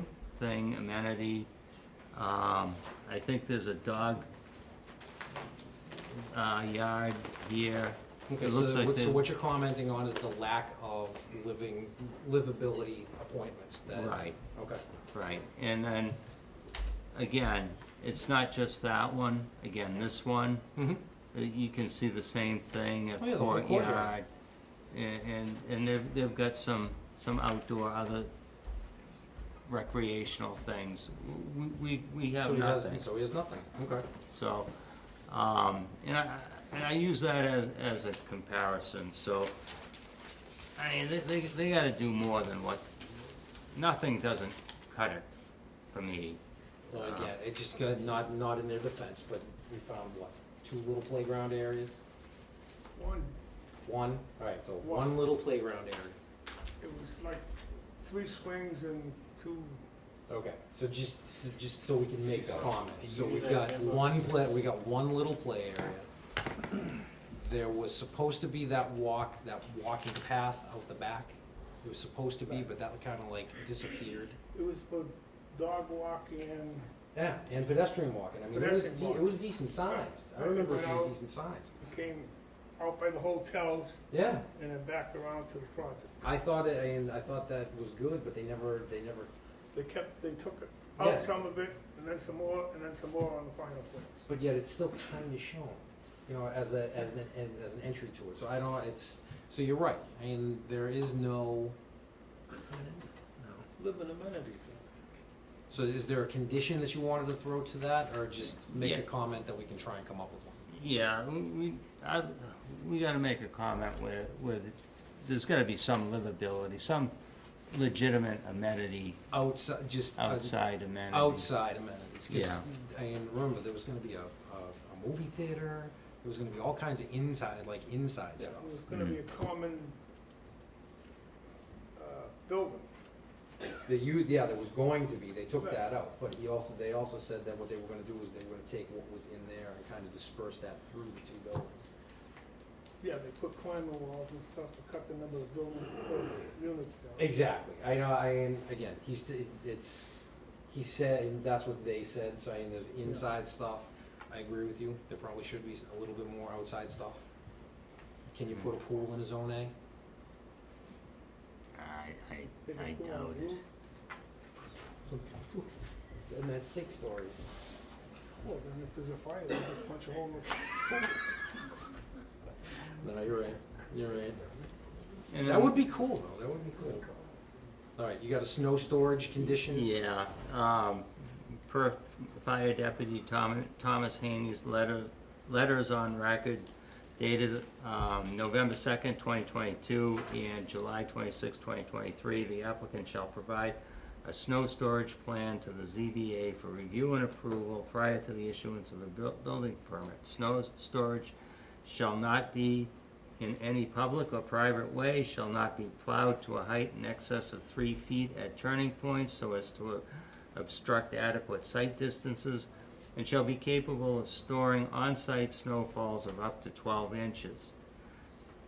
Any consultant cost borne by the any consultant cost shall be borne by the applicant. No building permit shall be issued until the snow removal plan has been approved by the Rockland ZBA in writing to the Rockland ZBA. Do you think 12 inches is adequate? 12 inches of snow now, those parking lots, that's an awful lot of snow. That's nuts. Unless everybody's driving forward, which I don't think everybody is, so, Right. no, 12 inches, 12. You stack it up, 12, Okay, well, a 12-inch storm. Turning points so as to not If you obstruct put, adequate well, sight distance and when you shall be plow, capable when they of plow the storing streets, 12 inches of on-site snow, but you got a snowfall. 3-foot snowbank at the end of your driveway, you're shoveling for days. Now, you take all that snow in a parking lot and push it to one spot, that thing's gonna be 20 or 30 feet Yeah, high. I mean, I don't know if we can, I don't know if. No, we I can- mean, if you get a snowfall of 12 inches in Right. depth, Yeah. can they manage that snow on site? There's no way, There's no way they're There's gonna. no So way. they're gonna have to cut truck it it off. off, They'll hell have to yeah, haul it out. yeah. Yeah, no, it's gonna end up, if there were conditions for this, it would end up being something along the lines of no pile should be any higher than, what, 8 feet? Yeah. Like something along those lines, no snow pile shall be any higher than 8 feet. Okay. Any and all snow after that shall be removed at the owner's expense, All right, something like that. all right. There's no way, they'll have a I hard mean, enough they time, could 6 simply inches. pile it in the corners and then they have to haul it out. Yeah, in the corners and on some of the, and there's not enough green space on this to be able to store the snow and store it. Yeah, I just wanted to ask, I know, Attorney Galvin was saying that when you approve or deny, you have to explain Mhm. what you're approving, what you deny. And I know that, groundwater conditions are something we're worried about with snow piles. But when you talk about heights, Mhm. just as a thing, can we also put in as, safety of the residents? And I mean like kids climbing snowbanks, I just didn't know if we can just add that to the reason why you would What, you limit. don't want the kids crawling? That was the best part. I'd want to. Okay. I mean, I would want it high so I could sled, but Yeah. I'm just saying, if You you needed, wouldn't last. if we can document a reason to restrict the height, Yeah, to add that as from a safety aspect. a reason of restriction on the height. Oh, Debbie Just- Downer. Debbie Downer. Hey, I'm only, like I said, I'm only, going on your comment about keeping it a certain height. It is true, and because depending on where these piles are, because Yeah. I think about the piles like in the middle of the Ocean Mall. State job lot, Yeah. parking lot and stuff like that, you know what I Yeah. mean? They get to be, 15 feet tall? You know, Taller. they've Yeah. gotten there, you know, Yeah. they've definitely gotten there, Yeah. and They do it with the front end loaded, don't Yeah. they? and they sit there and basically they're there until May. And that's how they'll probably do this, they'll bring in a front end loader with a plow, Yeah. and a push box, push it up, and then they take the box off, and then they stack it up. Yeah, but the thing is that technically by our bylaws, it's supposed to be on pavement. Right. So what, they're gonna lose all their parking? You know? And along the same lines of limiting the height, can you Yeah. also limit the depth? Because if they are plowing on pavement and it's 8 feet high but Mm. 30 feet deep, Mm. then that's a substantial amount of their parking they're losing. And where are those guys gonna go? The parking ride, they're gonna have to have a shuttle, or like a shuttle going back and forth. I would Or ask. to the neighborhood? I got a question. Yep. Would they be allowed to pile it high with the requirement that they remove in a short period of time? 24, 48 hours or something? Yeah. I'm just curious, I don't know if that's an option. That thing is so tight.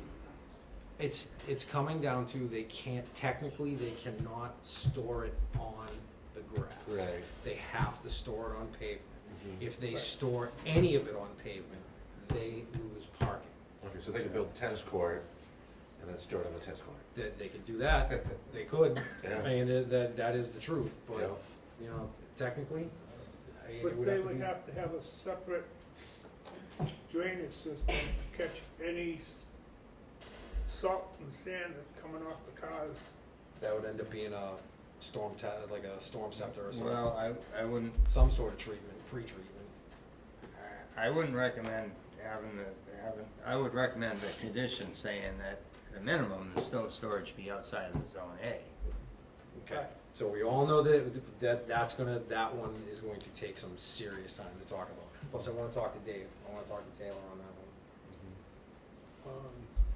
When it comes to the snow storage, you know, what he would recommend for heights and stuff like that. Because quite honestly, we can just turn around and say, no on-site storage, because they don't have the room for it. Right. If they had the room for it, then, if they had excess parking, then okay, but they don't have the room for it. The only issue that I would have is they would bring in 10-wheelers and Mhm. stuff to haul it out. Mm-hmm. And Pond Street is gonna be bad enough with the cars traveling. Mm-hmm. We don't really need extra trucks, Mm-hmm. because sometimes they'll pile those trucks high, Mm-hmm. and they come out of that corner, and a big ball falls out in the Mhm. middle of the street on top of a car. Well, that, again, this one, I know it doesn't seem complicated, but to me, I think it's complicated It enough is. that we need to like really, because unfortunately, I don't think we can deny a project because of lack of snow storage, but in the grand scheme of things, this is important. I mean, a 3-inch storm wouldn't be that much snow. Yeah, a 3-inch storm would be, if you think about it. They- That's gonna be at least 10 parking spaces that they lose. Yeah, well, a 12-inch storm is gonna be. Is You're gonna have gonna any be 4 problem. times that, yeah, Right. so. Alright, you wanted, we already know that snow storage is a major issue. The Okay. police department one, I read through that. Yeah. The parking, did I cover that? No, you didn't go Oh, I over the s- I police skipped- department, I the s- right-hand turn lane. Yeah, the chief of police wrote 2 letters, 10/27/22 and 5/11/23. And he's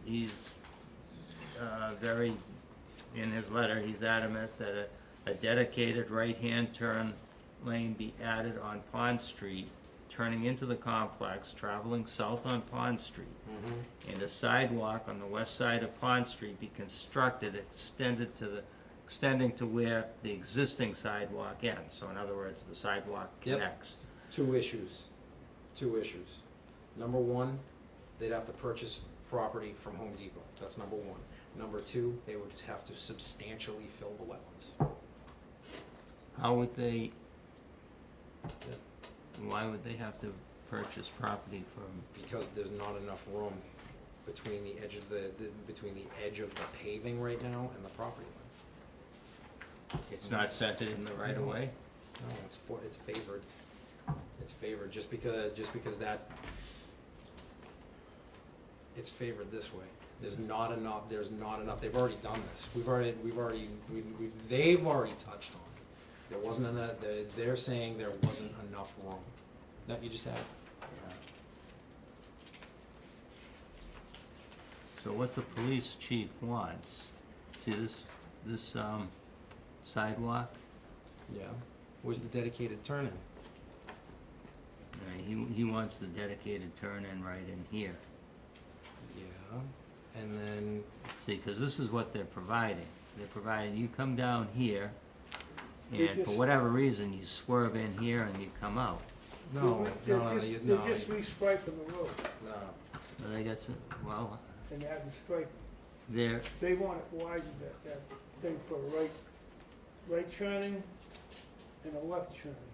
it looks like Right he's got turn a, coming from Hingham Street, You know, I don't- dedicated right turn. Yes. And coming from Hanover, they want a left dedicated turning lane into the project. I don't think there's enough room. Well, then they're gonna have to widen Pond Street. Then you're not gonna get a sidewalk. Well, the highway superintendent's letter says that he wants it.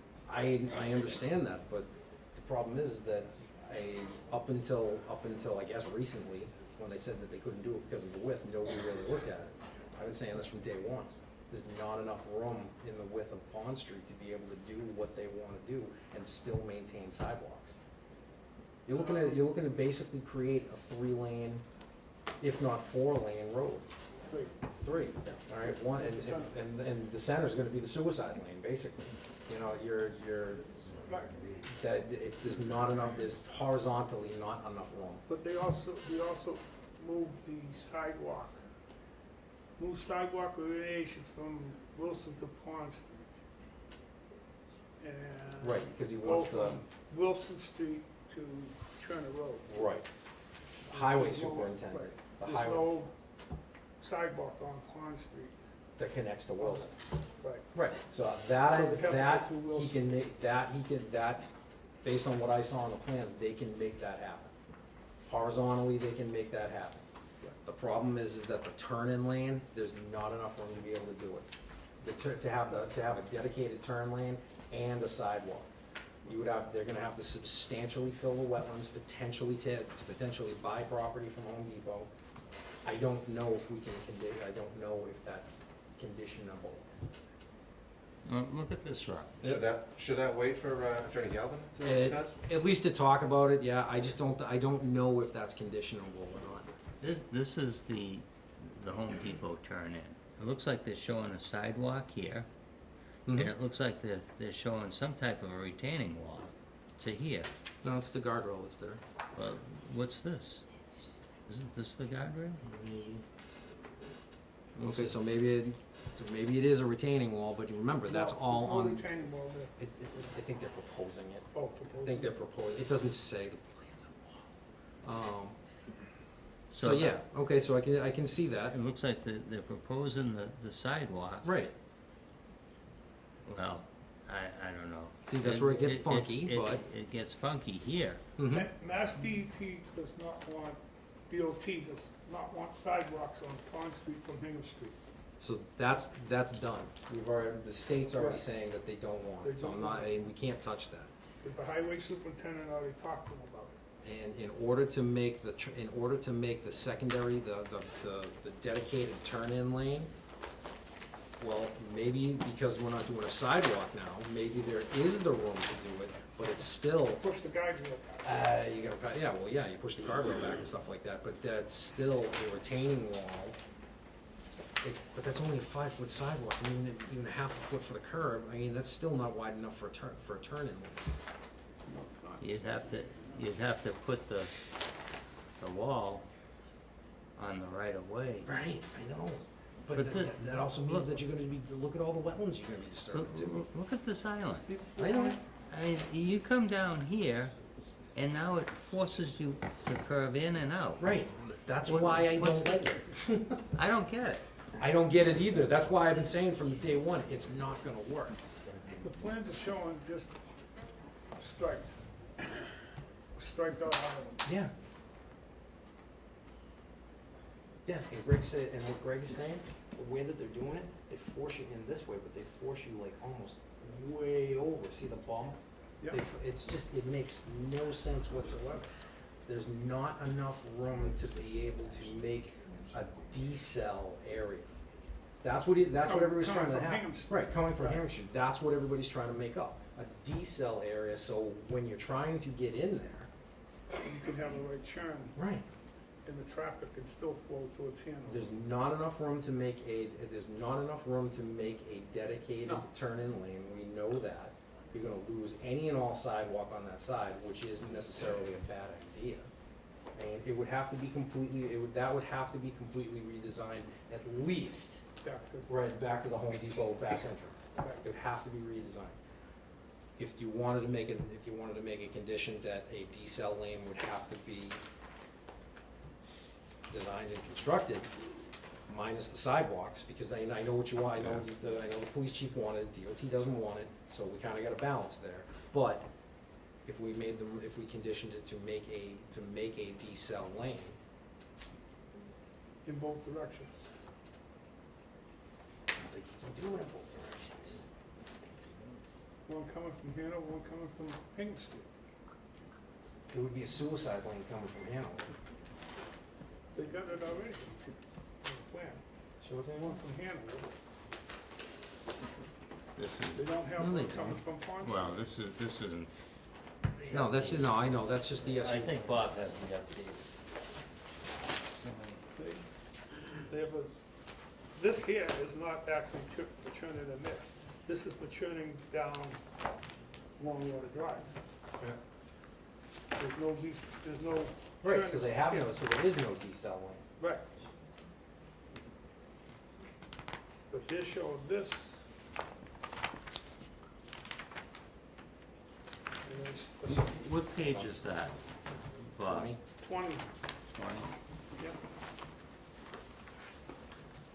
Yeah, so they don't have a decel lane. That's the thing, if we have them design it, Way back redesign here. it way back there, and then come But in you with still, the you got a decel. bad curve here too, so.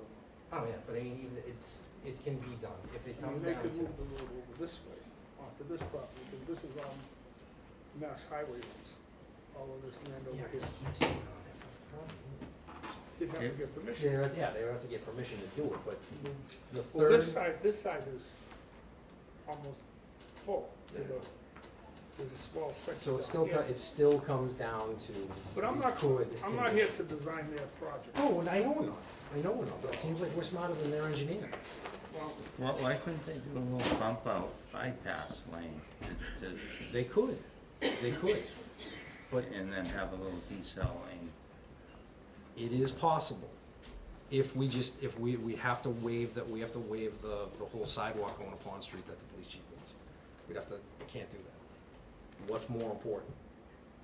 I think the decel lane is more important. If we had to make the decision, I think the decel lane is more important and more practical for this. Is it gonna stop people from trying to walk up here? I mean, They walk behind the guy there. I got a question. that's my point. There's a path already This there. might be a question for Attorney Galvin, but is there a danger in putting the condition that we're discussing, the extra lanes, the sidewalk, that if they were to appeal that, they could get those conditions overturned? Would that actually have a domino effect on other conditions? Domino effect? I mean. I've never seen a domino effect That's per what I mean, se, like, but I'm thinking, you say it doesn't make sense, the road isn't wide enough, there's a position, there's a. well, you can't have it all. Right, That's what I'm exactly, saying. but You you- can't have it all. Right, so, I mean, if they look at it and say, no, we can't do it for all the reasons you're stating, I mean, if we make it a wish list, is it excessive or unreasonable to put that on the wish list of conditions? Or say, we want all these things, and then they say, we can't do it physically, the road's not wide enough, we don't have the property. That's why we look at it and say what's most important. Yeah, And I would say stick with what's most important. I mean, of course, we want everything, but if we Yeah. stick with what's most important for that area, I'm not saying that a sidewalk going up to Hingham Street isn't important. I'm not saying that, yeah. but I think it would be more important to make sure that people are getting in there safely and there's no accidents, you know, or to try and, relieve as many accidents as possible. Right, so then the town of Rockland could someday use like an eminent domain to build the sidewalk if they wanted to? Maybe, something along those lines, but it still comes down to, I think I personally think the decel lane is more important than the sidewalk. Because Dave Taylor asked for a sidewalk from here down to Wilson Street. So Right. there was some sort of walking, To join with the neighbors, Yeah. think of trick or treating, that's Yeah. exactly what's gonna happen. yeah. I like Dave's idea better because there's a little bit more safety going that way. Yeah. By his plan, it looks like up here is where you don't have, You got nothing. you don't have the right of way. You've got some right of way here, but you Mhm. do have a wetland somewhere in here as well. Here's your edge of pavement. But I think if we put a decel lane here Mm-hmm. and proposed a bump out lane over here, you could probably get the, do a great improvement to the traffic flow going by that entrance. However you guys want to think it, all I know, or however you guys want to condition it, I just think that a decel lane is required. 2 lanes are required here, and we'd have to waive and just because of room and construction constraints, we'd have to waive that sidewalk. We'd have to take that out, even though the police chief wants it. Well, There's not enough room to really get everything that we want. the Pond Street layout plan proposed widening. Plan is referenced to Pond Street cross-section shows there will be an 11-foot travel lane in each direction and a 10-foot left turn lane between them. That's We defer nothing. to Pat Brennan. That is the worst. Hmm? Are you kidding? I know, 10 feet? not what Trevor talked about that. Jesus, not for me and my van with a trailer on the back. I mean, that's not gonna happen. That's too, if we condition it, we can talk to Pat on this one too, and I think he'll give us a better idea, but if you condition it as, again, however you guys wanna go, I just look at it as the decel lane, coming from Hingham Street. You're gonna have one lane straight through, you're gonna have a decel lane into the complex, and on the other side, again, I don't think you have much more room really than 3 lanes of traffic. What is this only? Is there an That's, intersection? to go down into. Is there an intersection right here? Yeah. Is it that close? That's Longwater Yes, Drive. Longwater Drive. There's a lot of Okay. traffic Oh, going in yeah. there. That's why this. All day long. This is, goddamn. I got a question too. Yep. Yeah. These conditions that you're discussing and hammering out, are they binding to you once you, say you were to approve with these conditions? Mhm. Or are you binding yourself to that condition? Or do you say with conditions and you could still Nope. rework the conditions after you? Nope. it has to be dead set, we all have to be okay with it, they have to be. And then, put it this way, the only way that they can come back to us is the applicant would have to appeal to us on the conditions. Okay, good, so the conversation you have to have about this condition, you have to have now on this side Yeah. of the vote. That's this I side. just wanna of the make table. sure. Yep, no, we're not going over anything, that's the whole point, we Great. can't go over anything with anybody. Good, just So- wanna make sure. One other thing you gotta remember is Mass DOT owns Pond Street Yeah. up to Longwater Drive. It's part of their mass. It's part of the state highway layout? Yep, Okay. part of the state layout. This is all state layout? Well, then the state has to approve Up to everything, there. Yep. up to Longwater Drive, Right. that's right. The town So they maintains, need the a town mass main, curb cut permit then. Technically, yes. No, absolutely, the yes. town maintains it, just like 123, the town Yeah. maintains it, Mhm. pays it, and that does all the work to it. Mhm. But Mass Highway has control of the road. That's a mass highway layout. Yeah, which means that yes, they they will need a curb cut, they will need a curb cut. That's more, permit. that's more permitting they have. It's then, it These is what it guys, is. That's not out. and look at this, the fire truck, that's a WB 21, Mhm. 2150. Yep. Do we have WB 40s or 50s in our fire department? The new one is gonna be. There you go. So, it doesn't, this template is wrong. Okay.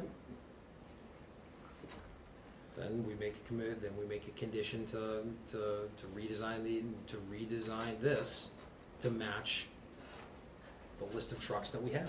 Yeah, it has to, And actually, it would have to be the biggest truck out there. It would have to be the biggest truck out there because just because we don't have the truck that can fit in there, right now, doesn't mean we won't get it in the future. or doesn't mean that we can't call up a Norwell.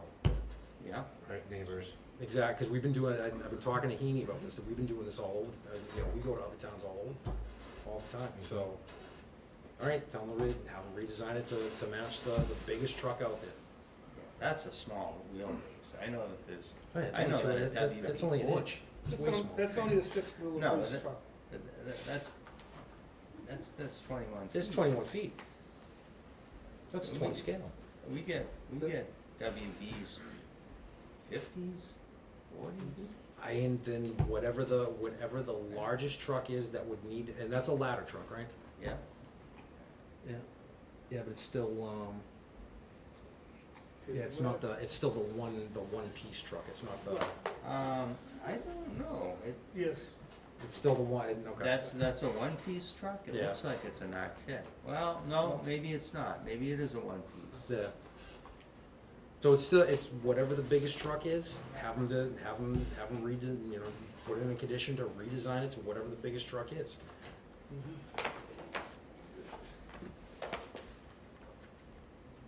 Problem is, they used it to roll everything down there. Do we have to specify that size? or Look do at, they- look at what they did.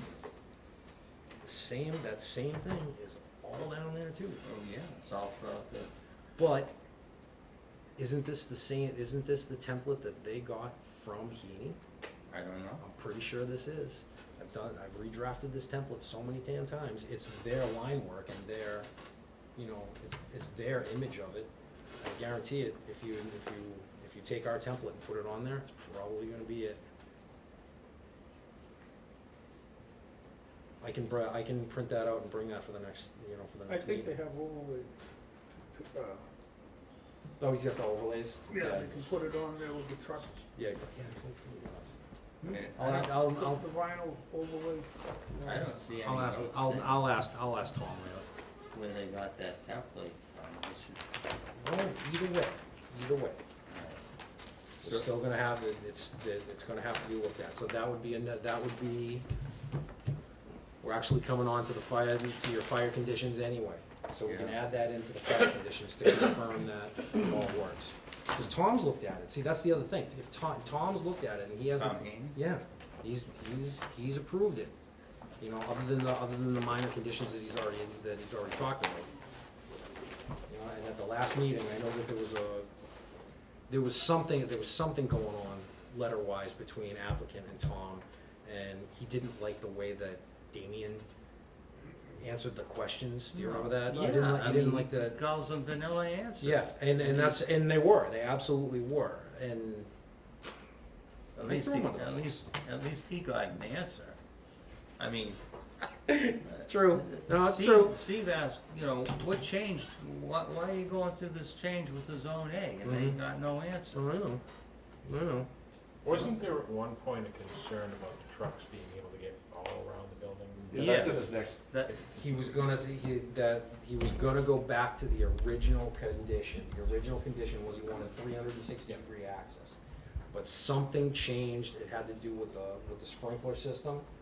And they were gonna sprinkle the whole building, is that the other thing? I don't know everything, but I talked to Tom about it. He laymaned it for me, and he was satisfied. The answer was he was satisfied. He- But then in the end, He was more concerned that they were gonna only put crushed stone, well, on the backside of the Yep. buildings. the And Viva, he was afraid if there was something there and they were dumping tons of water, or it was pouring raining out, Mhm. the trucks would sink in that. yep, yeah, If a ladder was up, it could tilt. yeah, you can't, So he wanted it asphalt 360 degree all the way around the whole yeah, building. that's what he said. I mean, but that changed. He changed that. when? It's, Not in the meeting. States right in his letter. He wanted 360 degrees. Can you around. speak up and use the microphone? not the last one. Well, Rob, this says 360. It's a different project. Yeah, but so does this one, the sister project. I agree, it's a different project. You gotta speak louder. We have to go by what the applicant provided. Well, we have to look at what Mr. Deputy Chief Haney did. Deb, do you have it? Do you have the last letter that Tom wrote?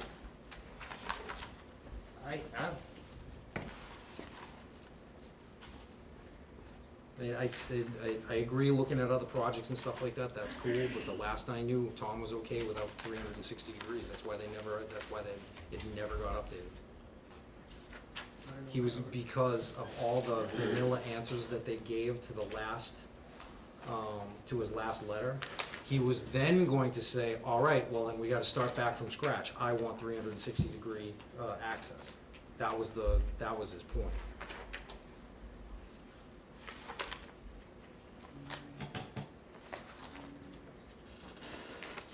But this goes back to 11/22. It's gonna be late, it's gonna be earlier than that. Or it's gonna be after that. And then he's got one here in July, July 26th. Right. And it's just, I want to express my frustration with Conoco, the engineers for Shingle Mill. A response letter sent regard to the fire prevention features required for Shingle Mill is not a response at all. Mm-hmm. Addressing these items through the final design is not acceptable to Mhm. the Rockland Fire Department. We're looking for responses to the code requirements and to those requirements of the authority having jurisdiction, AHJ, will be met. I've reviewed multiple sets of plans, had multiple conversations with engineers, and have never been questioned about the requirements.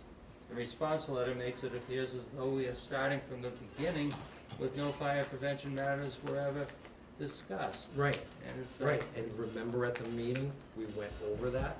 We went over the whole thing. I made sure to throw Damien under the bus for this. All right, because his answers were just vanilla, bland answers.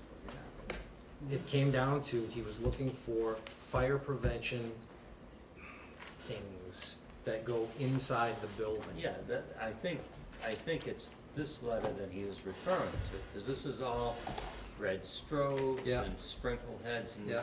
buildings and 6 Yeah. feet both Yeah, the Knox stairwells. box, yeah.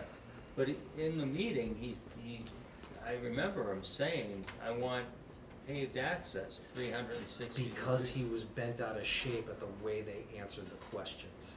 But I don't remember him retracting that. No, he returned it.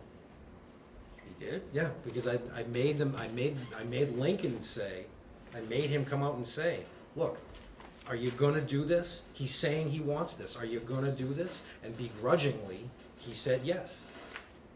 I said, Tom, does that satisfy it at this point? And he begrudgingly said yes. So, the 360-degree access, it hasn't been a thing. It still isn't a thing as far as I'm concerned based on his letters. If somebody can prove me wrong, please do it. Please go for it. Because I'm gonna side with Tom Heaney every single time. Right.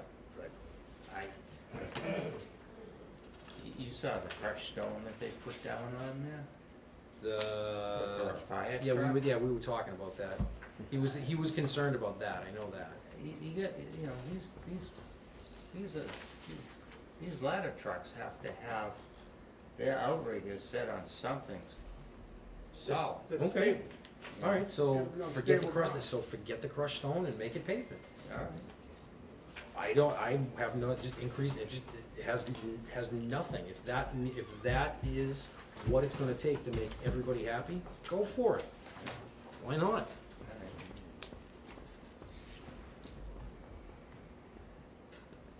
Believe me, I'm not trying to get this thing built. You know? And then, was there any other? No, the last thing we were talking about was police, and then somehow it got into fire. Did you wanna go over your fire conditions real quick? Well, I think we already did. They'll meet this. Yep, they'll meet everything, he said he was gonna meet everything in there, and would be a condition anyway. And the fire truck will be on pavement Mhm. instead of crushed stone. Yeah, make that note, and Deb, can you just make that Yeah, note? got it. Okay, yeah, as long as we can make that note someplace in the You know, condition, then we're fine. And add it, you know. Ooh, Parking. ooh. Parking. Did Yeah. you up that? Did I up it Yeah, to 2.0? yeah. No. No. Was that where he always- was? No, he was at, what he did is, he had He it gave us at three- 311 spaces, Yeah. and that put him into MIPA. No, don't, I remember how everything, what I'm Alright. saying is he gave, But he had 199 units with 311 parking spaces. I know, but watch what he did in the end. Remember how he had, You cut it there was down like, to 296. he No, did, 99, 299, 299. I know, but watch. Then in the end, he gave us 3 different scenarios, remember? He Yeah. gave us 3 different scenarios where one was like 1.2, then one was 1.5, and then the last one was like 1.8 or something like that. 1.75. 1.75, all right? And we still told them it wasn't. And we still told him it wasn't enough. Are you referring to the Okay. 3 other projects he compared it to? No, he did, at the end, what he did was, he At the end, he gave was. us 3, it was three total or 2 additional? It was like 2 additional scenarios on top of what he had. Revised parking. He said that, oh, this is what we wanna do, but if we think that it's gonna, if after a while, we feel that more parking is necessary, we'll build a couple more. But then after that, if we feel that more is necessary, we'll build them all, and we'll still only be 1.75. But where are they gonna put them? Over on Wilson Street. You know, the house they tore down, it's all gonna just keep going over that way. Yeah, see, this is what I'm like, how is this gonna work? I mean, one of the things that concerned me about their variation from the original figure is that they compared it to these other projects. Right. With absolutely no explanation of how they arrived from a mathematical standpoint. It was all variables and no constants. Yeah, I know. Right. Because they were saying the project that Greg referred to were close to commuter rail. Commuter rail. Yes, parking. oh, Yeah, every one of them differed from this Yeah. project. Oh, yeah. And it was, They- he essentially said no, it was based on a feeling. And that's what they were basing said- their numbers on. They said that the projects that I chose Mm-hmm. were more rural than the project that he's proposing. Right. No, but But- I was referring to the projects, their own Well, comparisons, um, which they couldn't correlate to this Right. project at all. And the thing that I want to bring up about those projects, do you have a copy of that? I don't. Do you, Bob? Of Rob? Their Hold on. projects. Because I don't. No, I don't, hold on, but I do Steve have. doesn't. Hold on, hold on.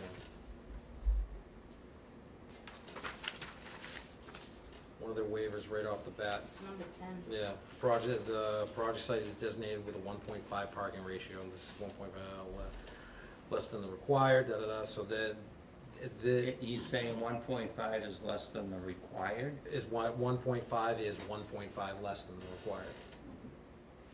1.5 is 1.5 less than the required? You require 3. 1.5 minus 1.5. Right, is okay, okay. Right, we require a 3. Yes, we can math. All right, I'm saying we give him 2. Yeah, I agree. Now, that's a third less. This board is being very generous to him. Mhm.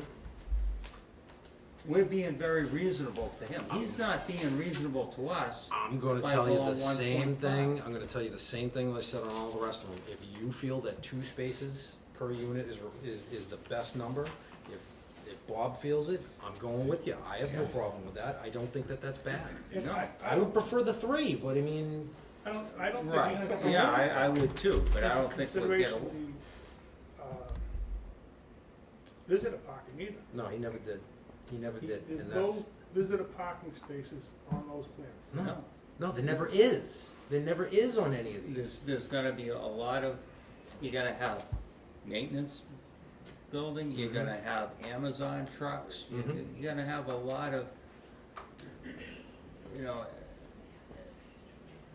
extra traffic going in and out of Mhm. these things that, you know, you don't normally think about, but that's why I'm saying you gotta have 2 point, How many parking spaces? He's 299 right now? yeah, he needs 398. Right. That's how many units he needs. Huh? That's how many units. Yeah, No more than that. right. No more than that. 99? Yeah, to meet our bylaw. It's never gonna happen. So, I go with the 2. Okay, good. I would be okay with the 2. I wouldn't, and don't think I was ever arguing with you. Okay. It's just that it's. At least 2. Yeah, no, I look at it and I'm like, oh my God, he's gonna freak. Well, whatever.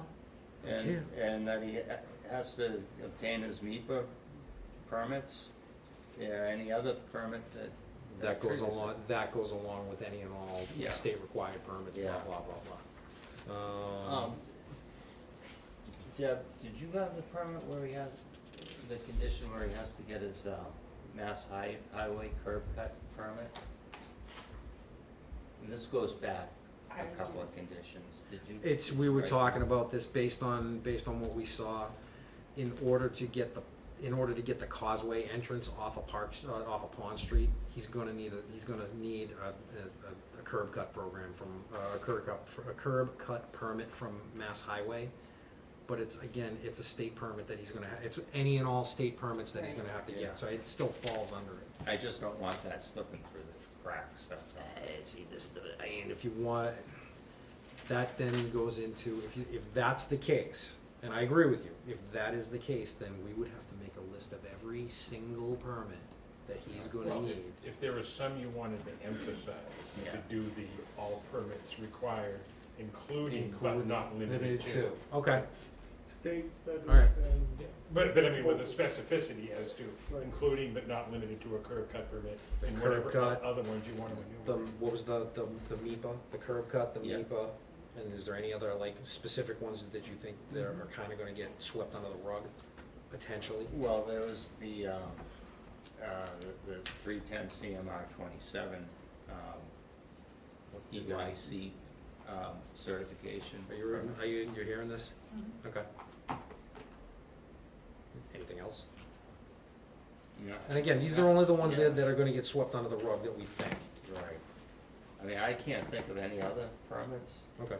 but the parking lot is the big one, you know? Fine.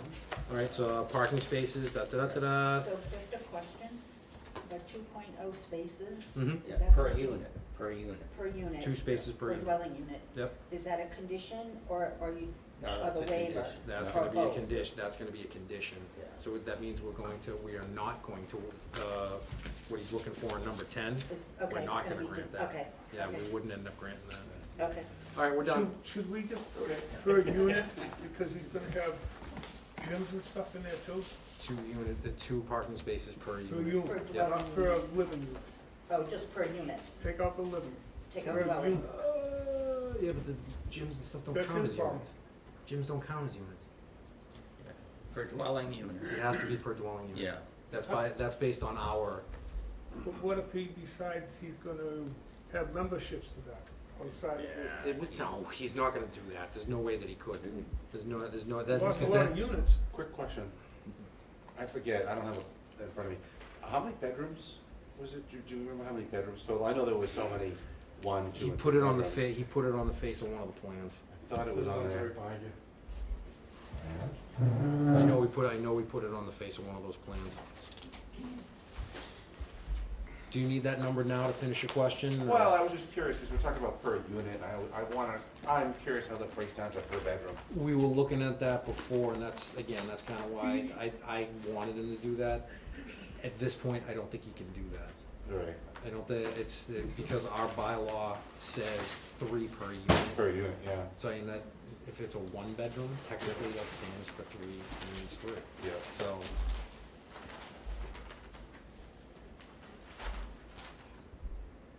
I think it's page No, 2 he- of the plans with the zoning chart.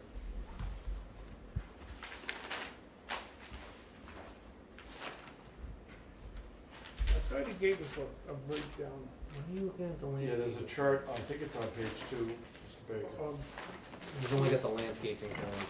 This is where it's straightened that. I've got a set plan, which, I think the question is over at this point. Steve was just looking at it in comparison to the number of parking spaces. here's a set here, if you, Are these the most revised plans? Yeah, 7/14/2023. The zoning chart. Zoning table. Yeah, we'll see how many, I don't think it said it in there, the number of bedrooms. Height. It was on the face of a The site plan. architectural thing showed, but we never got any new ones for the building. There's a building tabulation plan as Yep. well. Right, That's we what didn't you get want. that one. But Rob, you just said the bylaw goes by units, not that. Yeah, exactly.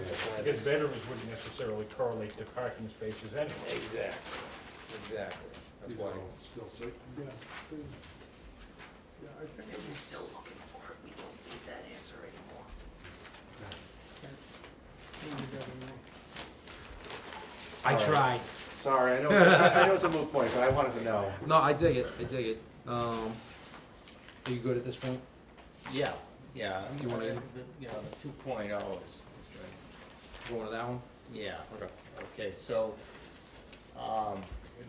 here's something that somehow we really need to have an answer to, and it deals with the Wilson and Cedar Streets.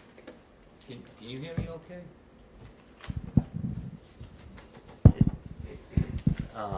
Deals with the Wilson and Cedar Streets use and access of the right-of-way.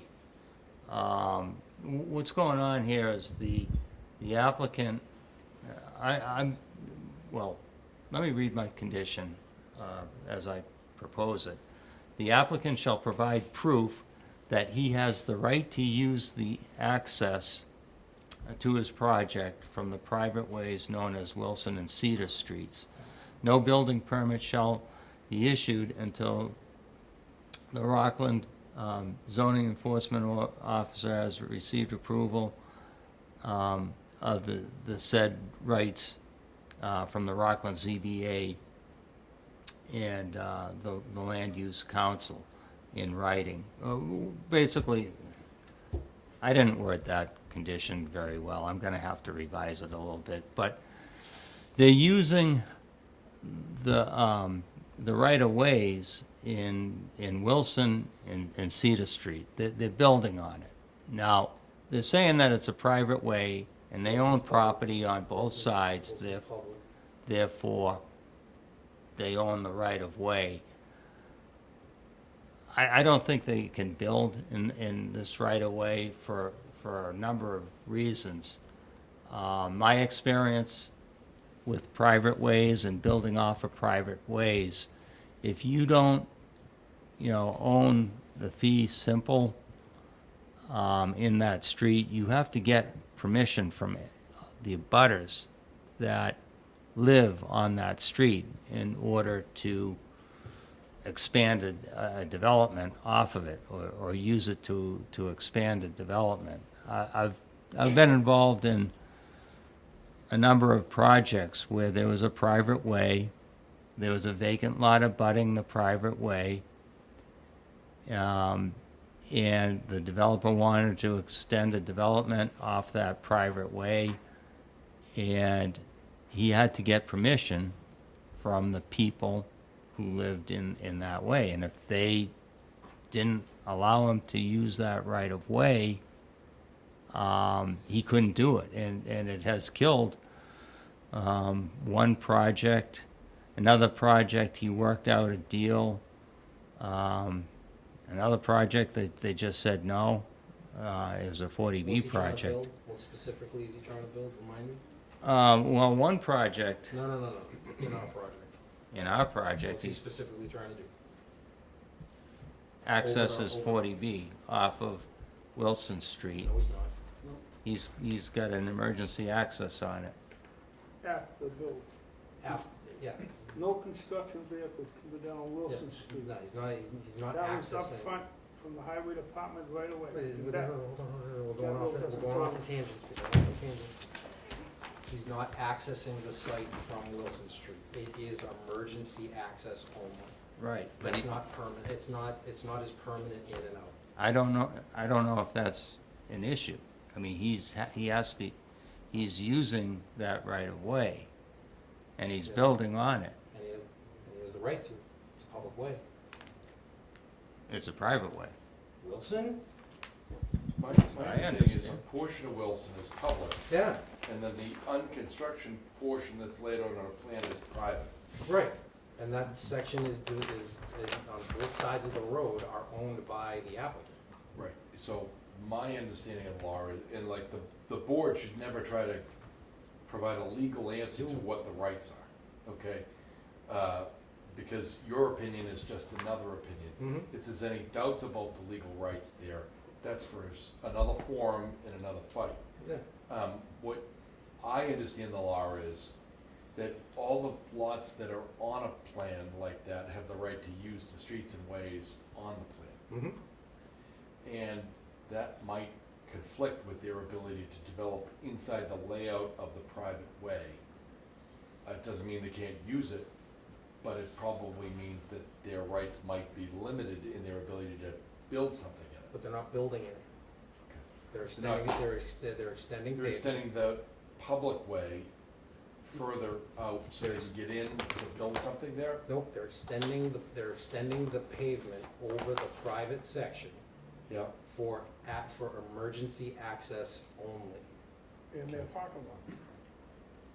If they're going to go that route. Well, you'd probably then want a condition that they can't access the parking lot from Wilson Street extension, or Wilson Street extension, whatever they're calling it. They can't That- access the Right. property. at They all own from that Wilson property because it's a private road. It's the derelict fee statute. Street. Right. They own that property. They own it. Everybody else that's. Subject to the rights of others to pass and repass. Exactly. If they're shown simultaneously on the same on the same record plan, which I believe that they are. Not all of them, but I believe that they are. All right, so that's fine and dandy. Yep. I know that they're trying to build that over that. They have the right to do that, but it is subject to any and all people or any and all persons that have rights to that. I mean, But if they construct this, yeah, does that limit the ability to people to pass and repass? it's unconstructed at this point. Is that an issue? I It's mean, not an if for your board to resolve. No, it's not. That's what I'm saying. I don't know why we're going on. Well, And at the last The type of meeting, condition that I've seen a board impose when it comes to this is access to this site shall be limited to emergency access only, with a gate Mhm. provided to prevent access, with an emergency key provided to the police and fire departments. the only issue there is that he does have a point. They are trying to build the parking lot over a section of this Cedar Street slightly into the residential on Wilson Street. They are doing that, they're proposing that. But the thing is that that section of Cedar Street is unbuilt at this point, it's unconstructed.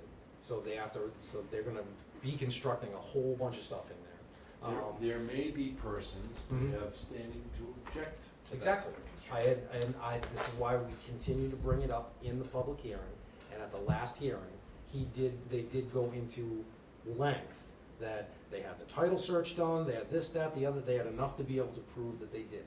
If they do, cool, that's fine. I don't believe that they do, but let's say let's give them the benefit of the doubt. Put it in the condition, just like you Okay, said. so, Attorney Galvin, Yes.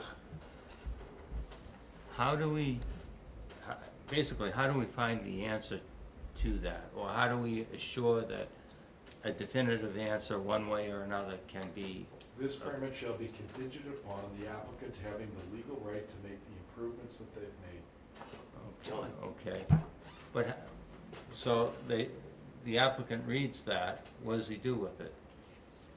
They have to ensure that they have the legal right to do that. Right. So because they have to do the research and And hire. if there were anyone that were to suggest that they didn't have the legal right to do that, they could contest it. Right, Just like, if I decide that, I bought the house next to you, Greg, and I decide that I wanna take all the trees down in your lot in connection with my renovation of my house, and I go and do it, you'll sue me after the fact, mhm, claiming that I had no right to take your trees down. You might have had a permit right to build my house, but I didn't have a right to take the trees down too, because they're on your property. So it would be incumbent on you, as the property owner with other rights, to say that he doesn't have that right, and that element of the project is not permittable. But in the context of this application, this It's- board is not in a position to assert those rights, correct? Well, you're not in a position to adjudicate those Right. rights. That's the issue, okay? The board is unable to determine whether the applicant has the legal right to do this. This permit shall be contingent upon the applicant having the legal right to do that, and let them figure it out from there. Basically, somebody who lives on either Cedar Street or Wilson Street will probably have to research the matter to see if their rights are being infringed, and then hire an attorney to see if, Right. And the reason I'm counseling you against it is because you're not a judge, you're not a court, you act in a quasi judicial capacity, but you don't have the background or facts to be able to form an opinion as to who's right or wrong. Like many cases, they come in and say, oh yeah, we got site control, and, we make a finding that they've got a purchase and sale agreement, but we don't know whether that P&S has been canceled. We take somebody at their word, that they come in and they say they have an agreement to purchase the property, and here's a copy of it, but we don't know whether it's been extinguished, and if there's a problem there, it gets sorted out in another forum between other parties. mhm. We might make a finding that we believe that the applicant owns or has this property under agreement. If we find out to the contrary that they don't, we can raise that issue at any point. At any point, that's never waived, ever. Like, so if a butter was to bring a claim saying, I don't want them to build any portion of this project in the road that I have rights in, and they're successful, they'll tell us that they're successful when a judge issues an opinion, and that'll affect their ability to build the project.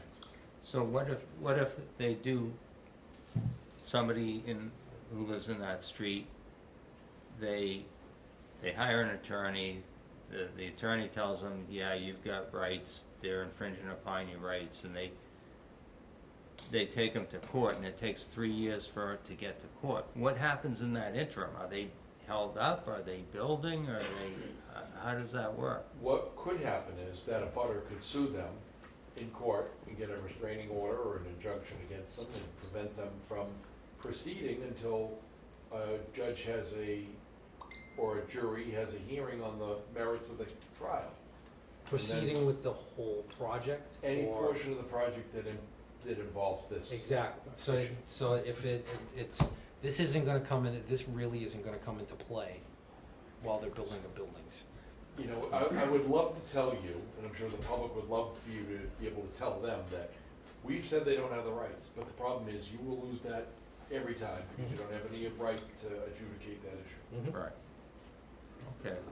Well, we'll leave the condition as you Yeah. propose. That's what it is. It'll be Nice, subject simple, to and easy. and conditioned upon their having the legal right to make these proposed improvements. Okay. All right, last thing, roadway improvements for Curry, Wright, Wilson, and Colby Street, see conditions, you wanna read that, or? Yeah, the last one, roadway improvements for Curry, Wright, Wilson, and the Colby Streets. This is a plan that the applicant has produced, and he made representation that he would do improvements to these streets. And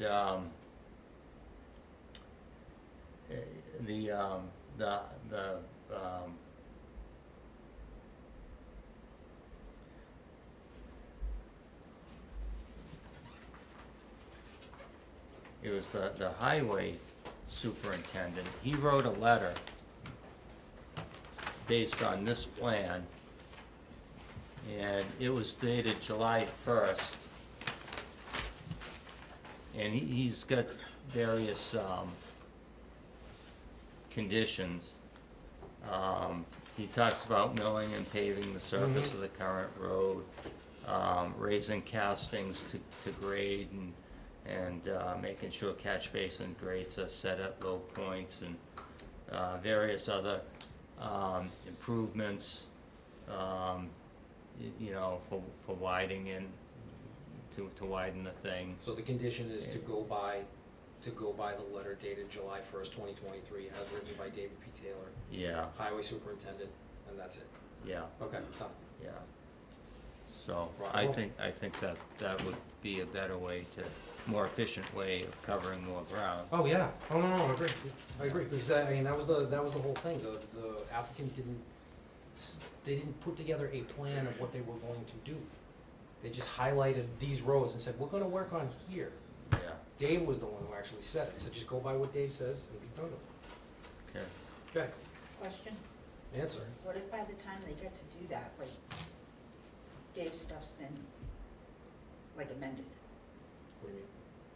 Like his, I don't know, milling and repaving the roadway, they come up with like additional things in connection with that. Like that's at kind of the end of the project, right? Well, No, actually, I'd no, that rather shouldn't. it be in the beginning of the The, project, otherwise you'll,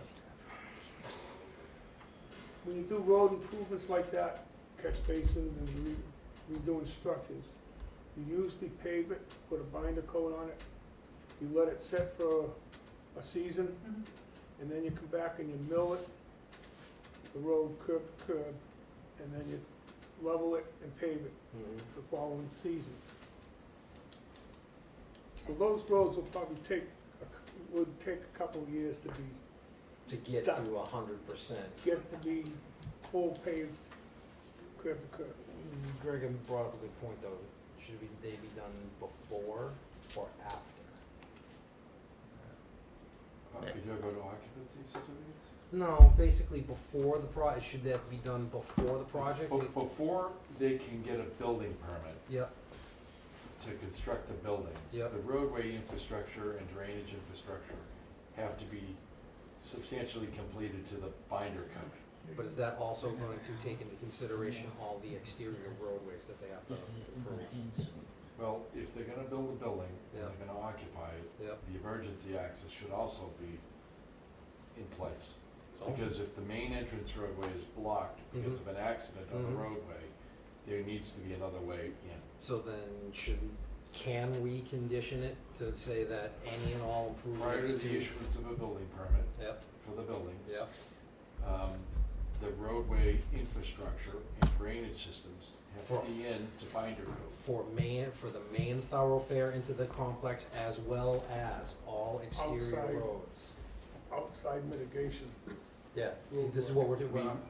You know, when I was here before, I kept on saying this, but like Mr. Brennan has that perfect condition, he's recommended it before. Okay. Right. And I've seen it in other projects that he's recommended, so the substance of what he would say is, you don't get a building permit to start adding buildings until you've got adequate access and egress for emergency vehicles. Oh, that only takes into consideration Wilson, doesn't take into consideration the rest of the streets. Well, the main thoroughfare should be in, because you don't want all the traffic coming through Right. Wilson, Right.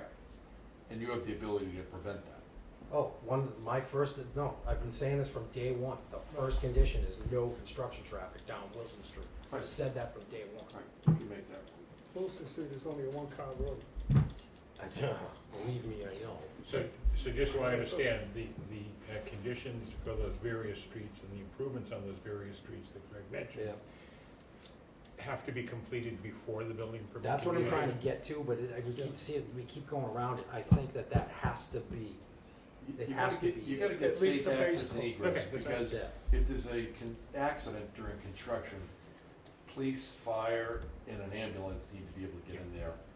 And, perhaps once they get that in, it's not just building permit they can get, maybe they can get some COs for some of the buildings or something like that. Yeah, no, I wasn't questioning the appropriateness of it, I was just wanting to make sure I understood it. Yep, it's gonna get in there. All those roads are going to get in that condition. End of story. So, at least that way we know that all the roadways and all the improvements that need to be made are going to be made once they start building the building. Right? Or have been completed once they start building the Thank building. you. Yeah.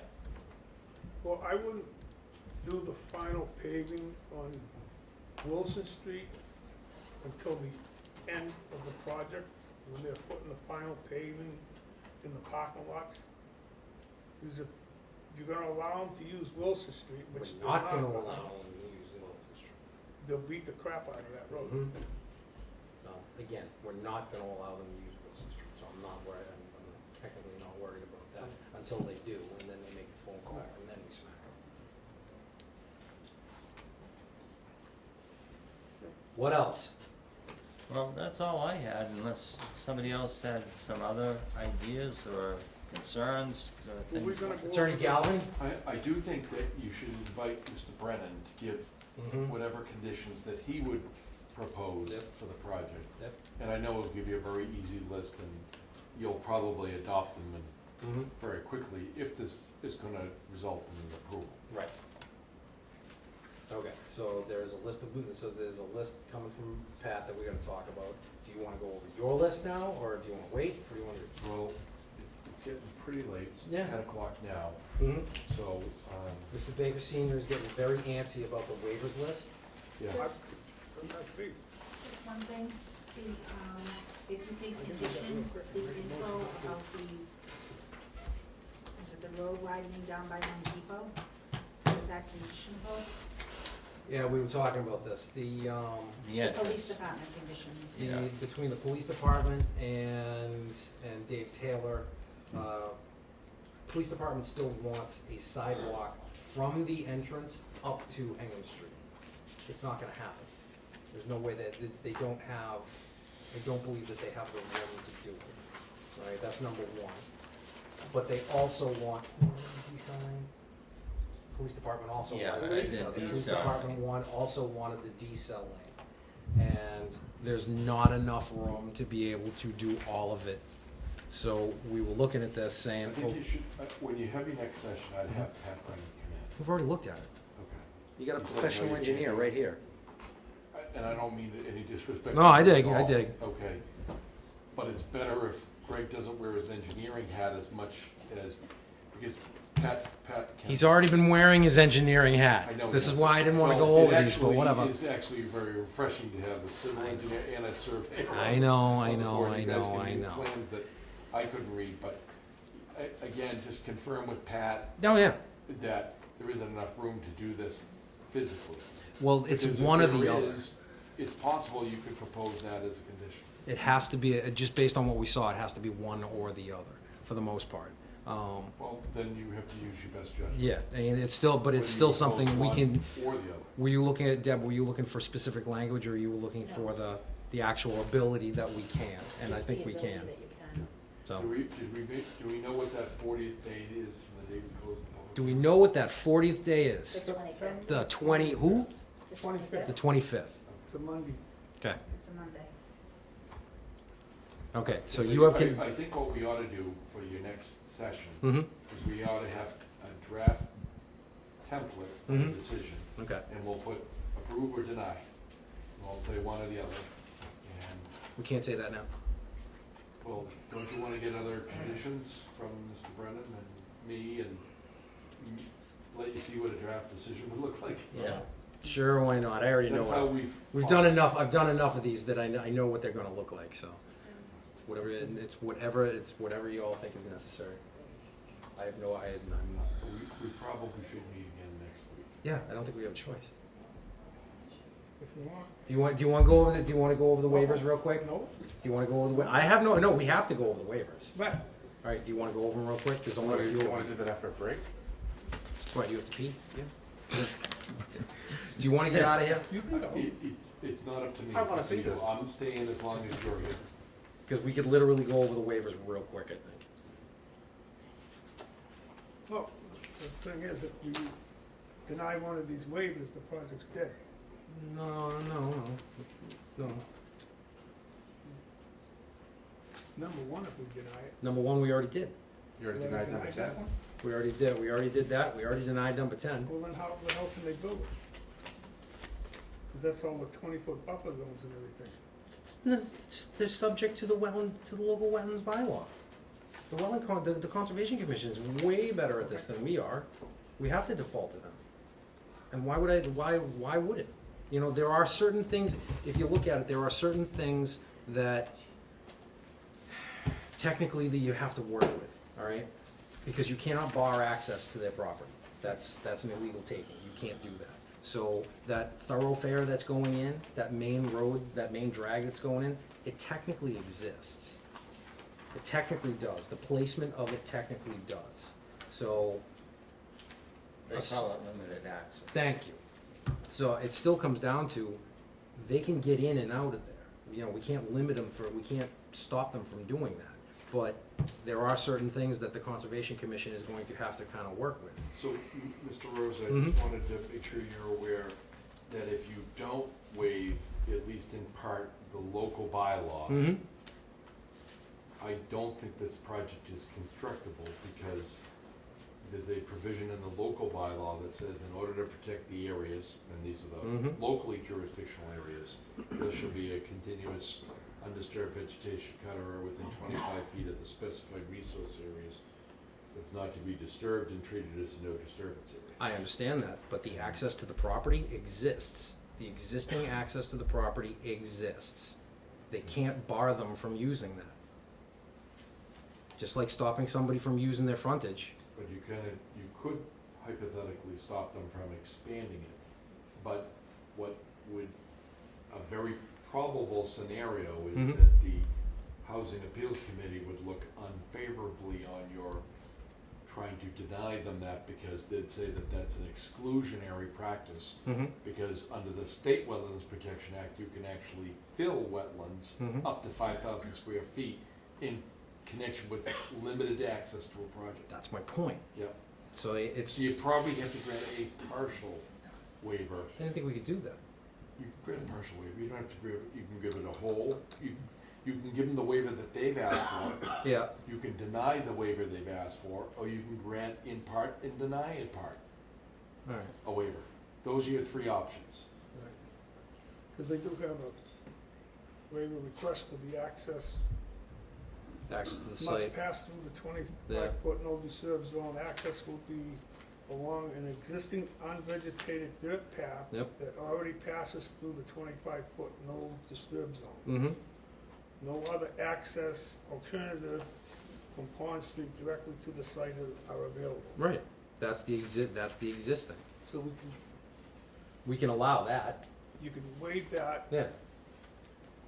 The way it gets phrased by a lot of boards of appeals is Mhm. if you're gonna allow it as per plan. So they're stuck with what they've shown on the plan and nothing more in terms of the access. Okay, only in terms of the access. Correct. Everything else we can say is gonna be subject. Yeah, sure, you can, I mean, but what I meant it, you can waive all Yep, or none, yep, or some. okay. And it sounds like you would give a limited waiver to allow them to potentially access the site where they're gonna potentially construct the project. Should I rescind my motion? Yes. By the way, you don't have to vote anything tonight. You're just talking about these potential issues, and then when we incorporate. Mary, stop talking, please. I'm not. I see you talking, I go, yeah, yeah, I'm I see not it. talking. Okay. When you get your draft decision, we'll incorporate these conditions in. Okay. So should I rescind my motion? No one seconded it. You did. I think you took a vote. You did. I think you started out with a vote. I can rescind it. I got no problem with that because I mean, if it's gonna cut, if that's how it has to be I rescind my worded. second. Huh? I rescind my second. Okay, good. All in favor? 1, 2, 3. Yay. Okay, good. All right. So look at, I mean, you haven't made a decision whether you're approving or denying this project yet, So right? that's not so bad. Okay. You haven't made a decision, right? No. No. No. No. So you need to look at a decision with a denial in those conditions, Yeah. and you need to look at a decision with an approval with conditions. Because I understand that you're not gonna accept what they Are propose. you okay with that? What? With just that? Yeah. Are you okay with just that? Just this. I've been saying that from day Yeah. one. I mean, it's just that's Right, the yeah. existing access. I mean, You can't deny him that. No. It's limited access. all right. So at least that. Okay. So at least So the. waive the 25-foot buffer on the access. Okay. So when right? You good there? Yes. Oh, yeah. All right. We already. You said you good there. All right. I kinda understood that that's how the. I thought it was. Yeah. I kind of thought that's how it was going anyway. But whatever. All right. Do you want to read the waivers? Do you want to do it now? Do you want to do it later? What do you want to do?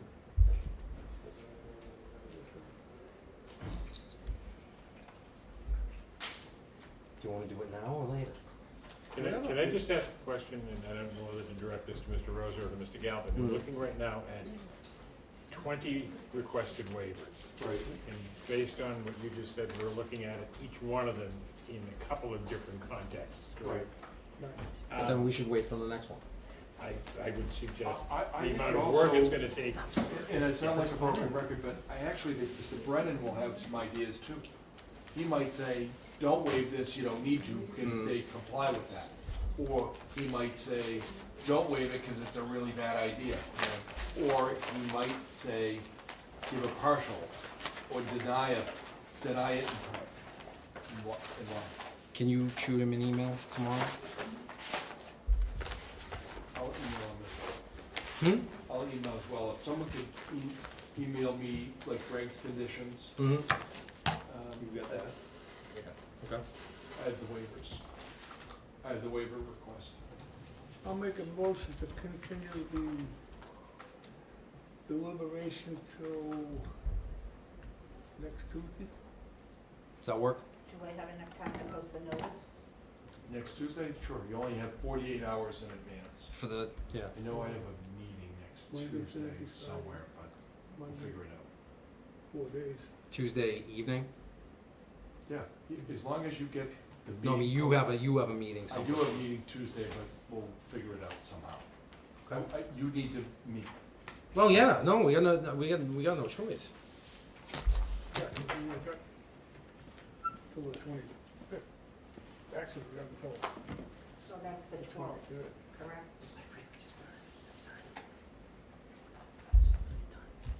The 12th? 9/12, next 9/12. Tuesday? Do we want to do 6:30 or 7:30? 7:30. By Zoom.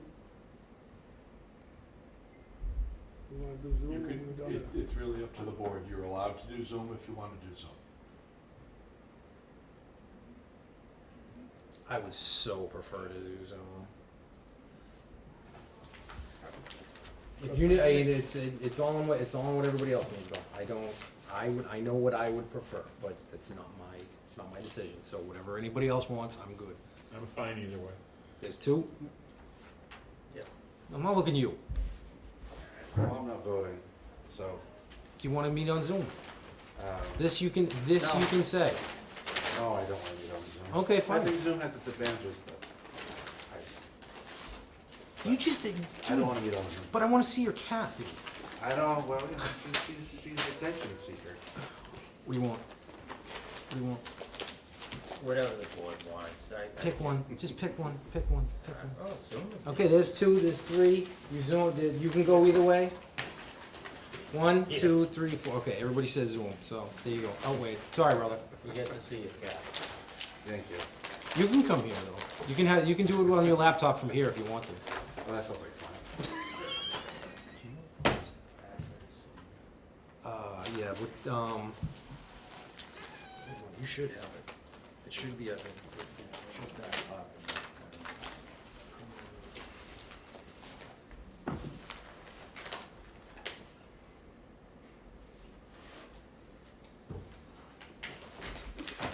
think that's all. Bob, it's galvin-legal.com. R.W. Galvin Yep. at galvin-legal.com. Yep.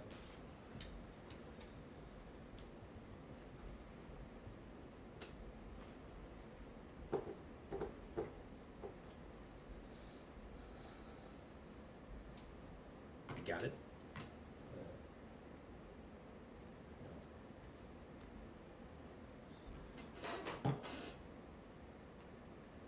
That's the subject line, you gotta put it into who it's going to.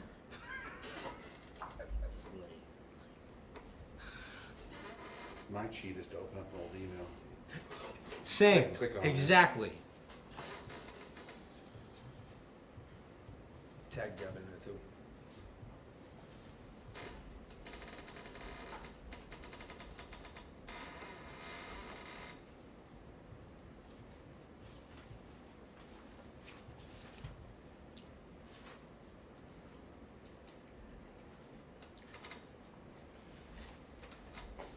Alright, so you got that in there? Yes. Yeah. Alright, so there's that. So we decided on the date, yes? We're Next good. Tuesday, Next Tuesday, we're good at 7:30? 7:30. 7:30, yes? Zoom. 12 to 9. And entertain a motion I did, to adjourn for the evening? yes. Continued public hearing on Oh, this, so it's closed, Okay, and, It's actually So just a that- deliberation session. yeah, deliberation and then, on September 12th at Yep. 7:30 via Zoom. okay, and motion to adjourn? Get a second on the first motion. Thought that was already done. That already done it. Motion to adjourn.